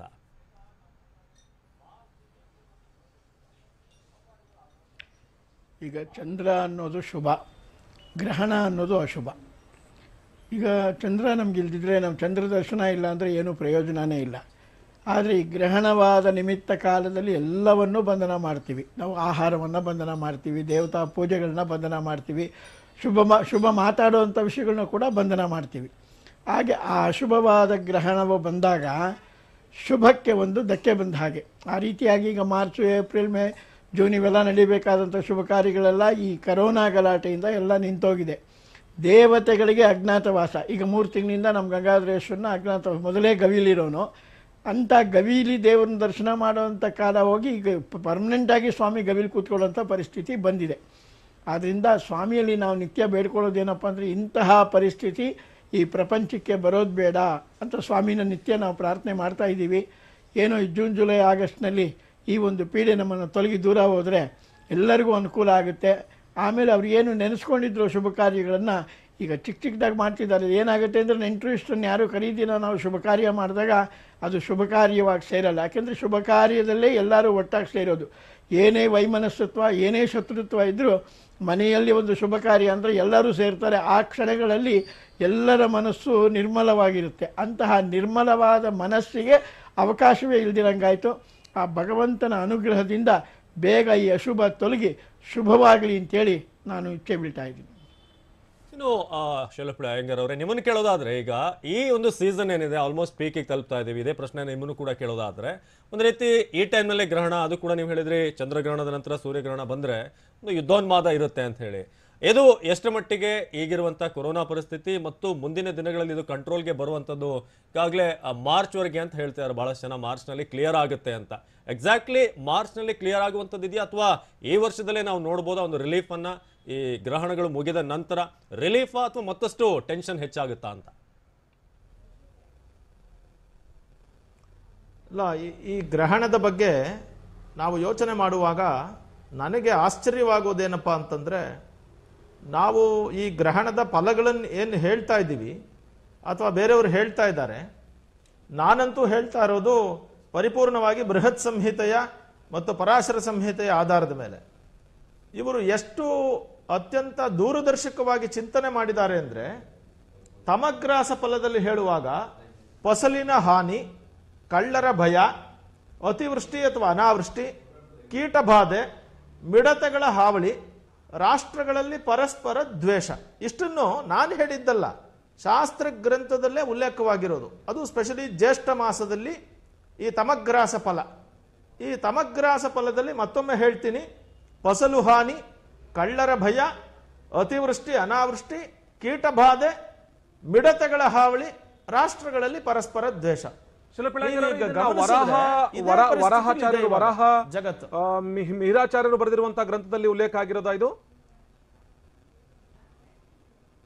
ಹೌದು, ವರಾಹ ಮಿಹಿರಾಚಾರ್ಯರ ಬೃಹತ್ ಸಂಹಿತೆಯ 5ನೇ ಅಧ್ಯಾಯ, ಅದರಲ್ಲಿ ಬರೆದಿರುವಂತಹ ಗ್ರಂಥಗಳು. ಮಿಡತೆಗಳ ಹಾವಳಿಯನ್ನು ಕೂಡ ಬರೆದಿದ್ದಾರೆ. ನನಗೆ ಆವಾಗ ಆಶ್ಚರ್ಯ ಆಗುತ್ತೆ. ಹೌದು, ಆವಾಗ ಆಶ್ಚರ್ಯ ಆಗೋದೇನು ಅಂತಂದ್ರೆ, ಅವರು ಮೊದಲೇ ಇದನ್ನೆಲ್ಲ ರಿಸರ್ಚ್ ತರ ಮಾಡಿದ್ದಾರೆ. ಆಮೇಲೆ ತಾವೊಂದು ಮಾತು ಹೇಳಿದ್ರಿ, ಈಗ ಕೊರೋನಾ ಬಂದು ಇಡೀ ದೇಶವೇ ಒಂಥರ ಸಂಕಷ್ಟಕ್ಕೆ ಒಳಗಾಗಿದೆ, ಇಡೀ ಪ್ರಪಂಚವೇ ಸಂಕಷ್ಟಕ್ಕೆ ಒಳಗಾಗಿದೆ. ಈ ತರ ಸಂಕಷ್ಟಗಳು ಪ್ರಪಂಚದಲ್ಲಿ ಸುಮಾರು 45 ಬಗೆಯಾಗಿರ್ತದೆ ಅಂತ ಅದನ್ನ ಕೂಡ ಹೇಳಿದ್ದಾರೆ ಆಗಮ ಗ್ರಂಥಗಳಲ್ಲಿ. ಇವೆಲ್ಲವೂ ಕೂಡ ಈ ನಮ್ಮ ಭಾರತದ ಅತಿ ಪ್ರಾಚೀನ ಇತಿಹಾಸದಲ್ಲಿ ಎಷ್ಟೋ ಸಲ ಎಷ್ಟೋ ಭಾಗಗಳಲ್ಲಿ ಬಂದು ಹೋಗಿದೆ. ಹಾಗಿದ್ರೆ ಅವ್ರು ಏನೆಲ್ಲ ಅದಕ್ಕೋಸ್ಕರ ಮಾಡಿದ್ರು, ಅದನ್ನು ಹೋಗಿಸ್ಕೊಳ್ಳಕ್ಕೆ ಏನೆಲ್ಲ ಮಾಡಿದ್ರು ಅನ್ನೋದು ಕೂಡ ದಾಖಲೆ ಆಗಿದೆ ಇತಿಹಾಸದಲ್ಲಿ. ಸೊ ಹಾಗಾಗಿ ನಾನೇನು ಹೇಳಕ್ ಹೊರಟೆ ಅಂದ್ರೆ, ಈ ಗ್ರಹಣ ಫಲವನ್ನ ನಾವು ಯಾಕೆ ಚಿಂತಿಸಬೇಕು ಅಂದ್ರೆ, ಇದರಿಂದ ನಾವು ಹೊರಗೆ ಬರುವ ಕ್ರಮಕ್ಕೋಸ್ಕರ ಚಿಂತಿಸ್ಬೇಕೇ ಹೊರತು ಅದಾಗ್ಬಿಡುತ್ತೆ ಅದರಿಂದ ನಾವು ಮಲಕೊಂಡ್ ಬಿಡ್ತೀವಿ ಅಥವಾ ಏನು ಆದ್ರೆ ತಡೆಯಕ್ಕಾಗಲ್ಲ ಆ ತರ ಅಲ್ಲ. ನಿಜ. ಏನು ಇವಾಗ ಚಂಡಮಾರುತ ಬರುತ್ತೆ ಅಂತ ಗೊತ್ತಾಗುತ್ತೆ, ಮೊದಲು ಗೊತ್ತಾಗ್ತಾ ಇರಲಿಲ್ಲ ನಮಗೆ, ಈಗ ಗೊತ್ತಾದ್ರೆ ಏನ್ ಮಾಡ್ತೀವಿ, ಅಲ್ಲಿರೋರ್ನೆಲ್ಲ ಸ್ಥಳಾಂತರ ಮಾಡ್ತೀವಿ. ಹೌದು, ಅಷ್ಟೇನೆ. ಚಂಡಮಾರುತವನ್ನ ತಡೆಯಕ್ ಆಗ್ಲಿಲ್ಲ, ಆದ್ರೆ ಮಾನವ ಹಾನಿಯನ್ನ ತಡೆದ್ರಿ ಅಲ್ವಾ, ಇದೇ ದೂರದೃಷ್ಟಿ. ಸೊ ಇಡೀ ಜ್ಯೋತಿಷದ ಉದ್ದೇಶವೇ ಮಾನವನನ್ನ ಸರಿಪಡಿಸ್ಬೇಕು ಅಂತ ಹೊರತು, ಅದು ರೆಮಿಡಿನೇ ಹೊರತು ಪ್ರಕೃತಿಯನ್ನ ತಡೆಯಕ್ಕಾಗಲ್ಲ ನಾವು. ಆದ್ರಿಂದ ಗ್ರಹಣದ ಫಲ ಏನಾದ್ರೂ ಆದ್ರೂ ಕೂಡ ಆ ಫಲದಿಂದ ಎಚ್ಚೆತ್ತುಕೊಂಡು ನಾವು ಮಾನವರು, ಅದರಲ್ಲಿ ಅಂದ್ರೆ ಮನುಷ್ಯರು ಎಲ್ಲರೂ ಮುಂಜಾಗೃತಾ ಕ್ರಮಗಳನ್ನು ಕೈಗೊಳ್ಬೇಕೇ ಹೊರತು ಅದನ್ನ ಚಿಂತಿಸಿ ಫಲ ಇಲ್ಲ, ನೋವು ಮಾಡಿಕೊಂಡು ಫಲ ಇಲ್ಲ. ಈಗ ಇನ್ನೊಂದು ಚಿಕ್ಕ ಘಟನೆನ ಮಾತ್ರ ಉಲ್ಲೇಖ ಮಾಡ್ಬಿಡ್ತೀನಿ ನಾನು. ಮನಸ್ಸಿನ ಮೇಲೆ ಪರಿಣಾಮ, ಮನಸ್ಸಿನ ಮೇಲೆ ಪರಿಣಾಮ ಅಂತ ಹೇಳ್ತೀವಿ ನಾವು. ಆ ಜಾರ್ಜ್ ಫ್ಲಾಯ್ಡ್ ಅನ್ನುವಂತಹ ಒಬ್ಬ ಕಪ್ಪು ವರ್ಣದ ವ್ಯಕ್ತಿಯನ್ನ ಅವನೊಂದು 2 ನಿಮಿಷ ಉಸಿರಾಡಕ್ಕೆ ಬಿಟ್ಟಿದ್ದಿದ್ರೆ ಇವತ್ತು ಅಮೆರಿಕಾದಲ್ಲಿ ಇಷ್ಟು ದೊಡ್ಡ ಗಲಾಟೆ ನಡೀತಾ ಇರಲಿಲ್ಲ. ಆದ್ರೆ ಅವನು ಯಾಕೆ ಮನಸ್ಸಿಗೆ ಬಂತು ಅವನನ್ನ ಹಿಡ್ಕೊಂಡೇ ಇರಬೇಕು ಅಂತ? ಆ ಮನಸ್ಸಿನಿಂದಾನೇ ಅಮೆರಿಕ ಪ್ರಾಬ್ಲಮ್ ಆಯ್ತು. ಇದೆಲ್ಲವನ್ನೂ ನೋಡಿದ್ರೆ ಒಂದು ಚಿಕ್ಕ ಘಟನೆ, ಮನಸ್ಸಿನ ಘಟನೆ, ಆದ್ರೆ ದೊಡ್ಡ ಘಟನೆ ಆಗೋಯ್ತು. ಆದ್ರಿಂದಾನೇ ಗ್ರಹಣ ಕಾಲದಲ್ಲಿ ಮನಸ್ಸು ಪ್ರಕ್ಷುಬ್ಧವಾಗಿದ್ರೆ, ರಾಷ್ಟ್ರ ನಾಯಕರ ಮನಸ್ಸಿನಲ್ಲಿ ಪ್ರಕ್ಷುಬ್ಧತೆ ಉಂಟಾದ್ರೆ ಅದು ಸಾಮಾನ್ಯ ಜನರ ಮೇಲೆ ಪರಿಣಾಮ ಬೀರ್ತದೆ. ಗ್ರಹಣ ಕಾಲದಲ್ಲಿ ಸರಿಯಾದ ಆಹಾರ, ದೇವರ ಪೂಜೆ ಕ್ರಮ ಇದ್ರೆ ಮನಸ್ಸನ್ನ ಕಂಟ್ರೋಲ್ ಅಲ್ಲಿ ಇಟ್ಕೋಬಹುದು ಅನ್ನೋದಷ್ಟೇ ಈ ಜ್ಯೋತಿಷ್ಯದ, ಈ ಶಾಸ್ತ್ರದ ಅತ್ಯಂತ ಪ್ರಮುಖವಾದ ಉದ್ದೇಶ. ಓಕೆ ಓಕೆ ಓಕೆ ಖಂಡಿತವಾಗಿಯೂ ಕೂಡ ನಮ್ಮ ಶಾಸ್ತ್ರಗಳು ಜೊತೆಗೆ ನಮ್ಮ ಶಾಸ್ತ್ರಜ್ಞರು, ಅದರ ಜೊತೆಗೆ ಈ ಆಚಾರ್ಯರು ಬರೆದಿರುವಂತಹ ಗ್ರಂಥದಲ್ಲಿ ಎಷ್ಟರ ಮಟ್ಟಿಗೆ ಸ್ಪಷ್ಟವಾಗಿ ಉಲ್ಲೇಖ ಆಗಿದೆ ಅಂದ್ರೆ, ಹೇಳ್ತಾ ಇದ್ರು ಶೈಲಪ್ರಿಯ ಅಯ್ಯಂಗಾರ್, ವರಾಹ ಮಿಹಿರಾಚಾರ್ಯರು ಬರೆದಿರುವಂತಹ ಆ ಬ್ರಹ್ಮ ಸಂಹಿತೆಯಲ್ಲಿ, ಬೃಹತ್ ಸಂಹಿತೆಯಲ್ಲಿ 5ನೇ ಅಧ್ಯಾಯದಲ್ಲಿ ಮಿಡತೆ ದಾಳಿ ಆಗುತ್ತೆ, ವೈರಾಣುವಿನ ದಾಳಿ ಆಗುತ್ತೆ, ಇಂಥ ಒಂದಷ್ಟು ಉಲ್ಲೇಖಗಳನ್ನ ಮಾಡಿದ್ದಾರೆ ಅಂತ ಹೇಳಿದ್ರೆ ಎಷ್ಟರ ಮಟ್ಟಿಗೆ ದೂರದೃಷ್ಟಿ ಇತ್ತು ಅನ್ನುವಂತಹ ವಿಚಾರ. ಆದ್ರೆ ಇಲ್ಲಿ ಗಮನಿಸಬೇಕು, ಗ್ರಹಣದ ಫಲಾಫಲ ಗ್ರಹಣದ ಗ್ರಹಚಾರ ಎಲ್ಲವೂ ಕೂಡ ಅವರವರ ಭಾವಕ್ಕೆ ಬಿಟ್ಟಿರುವಂಥದ್ದು, ಅವರವರ ಭಕ್ತಿಗೆ ಬಿಟ್ಟಿರುವಂಥದ್ದು. ಅದರ ಫಲಾಫಲಗಳು ಏನಿದ್ರೂ ಕೂಡ ನಮ್ಮ ಮನಸ್ಸಿನ ಮೇಲೆ ಡಿಪೆಂಡ್ ಆಗಿದೆ. ನಾವು ಯಾವ ರೀತಿ ಆಗಿ ಅದನ್ನು ತೆಗೆದುಕೊಳ್ತೀವೋ ಅದೇ ರೀತಿಯಾಗಿ ಅದರ ಫಲಾಫಲಗಳು ನಮಗೆ ಸಿಗ್ತಾ ಹೋಗ್ತವೆ. ಇದು ಈ ಹೊತ್ತಿನ ವಿಶೇಷ. ನಿರಂತರ ಸುದ್ದಿಗಾಗಿ ನೋಡ್ತಾ ಇರಿ TV9. ಜಸ್ಟ್ ಬೆಂಗಳೂರು ಪ್ರತಿದಿನ ರಾತ್ರಿ 10 ಗಂಟೆಗೆ TV9 ನಲ್ಲಿ ಮಾತ್ರ.